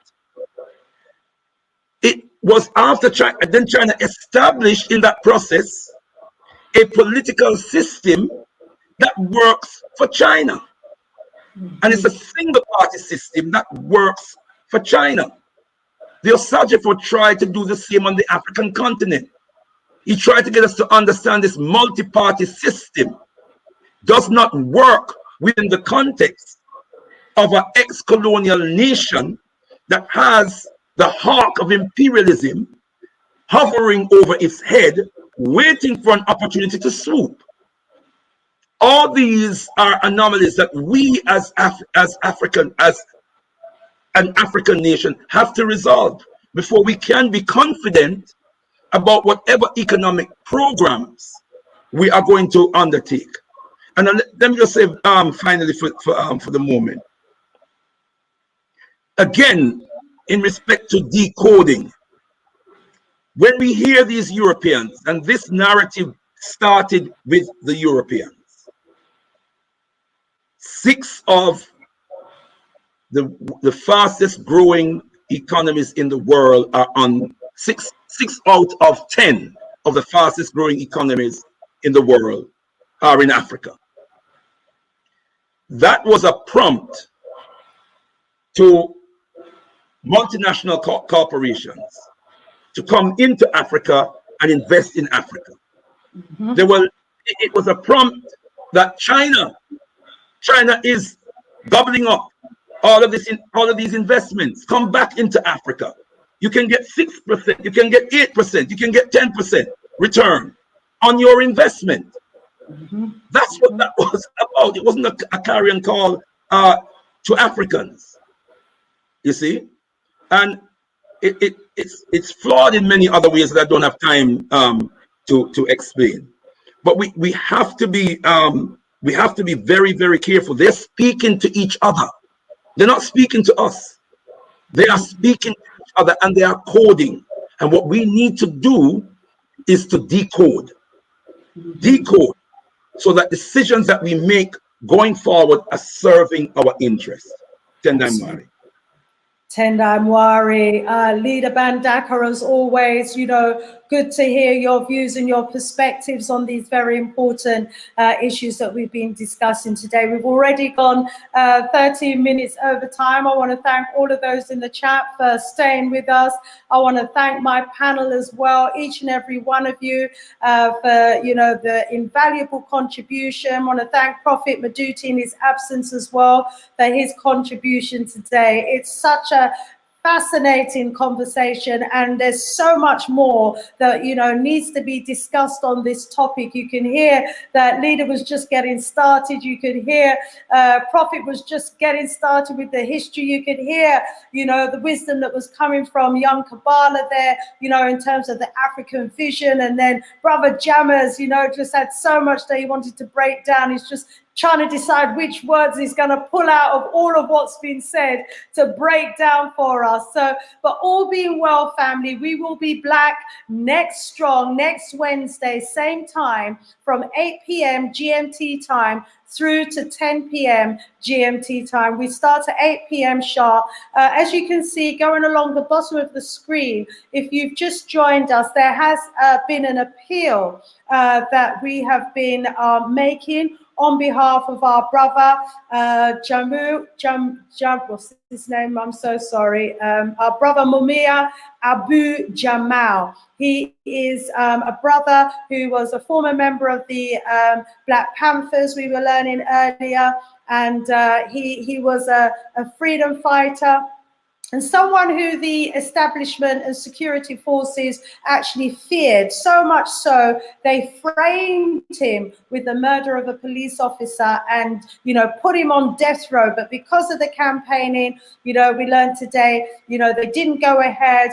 They overturned that decision and instead given him life in prison. Well, they've left him there to suffer, and he is actually suffering right now from a lot of ailments. He's had a heart condition. He's got sores all over his body. I mean, he's just been left to deteriorate in a really awful state. And going along the bottom, please take a note of the phone numbers. Please make a note of the contact details, of the email addresses. We're calling on you, family, to write letters of support, to make the phone calls, to tweet about the situation, find out more about, the situation facing our brother right now, Mumia Jamal. He needs your support. His family needs us to give him back the support that he was giving to us, that has put him in the situation that he's found himself in, so that he can at least get the treatment that he so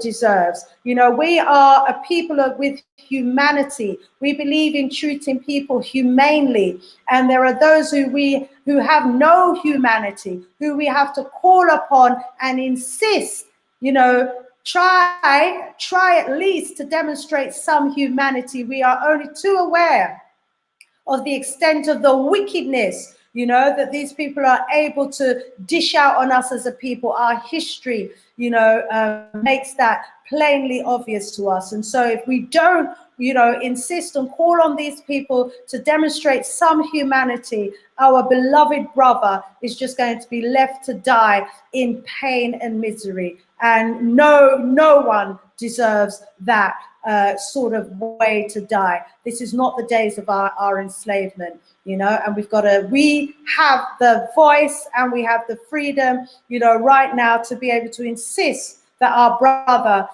is taken to a hospital and given the treatment that he deserves. So if each and every one of you, we've got over 200 in the chat right now, if each of you was to send either a letter or a tweet or an email or a phone call, it will make a huge difference. So please do make a note of the contact details. I'll also put it in the description box below. Thank you so much for staying with us throughout the evening. Leader Bandaka, thank you so much. Brother Kabbalah, thank you so much. Brother Jammers, thank you so much. And Prophet Maduti, in your absence, thank you so much. Family, wishing you a wonderful strong. See you back here, same time next strong. Please put your alarm bell to ring next Wednesday, 8 p.m. GMT time. And we'll see you back here for another Blacktastic Sister Shanice show. More love, more power, more voodoo, family. One love. And please hit the like button on the way out. Thank you.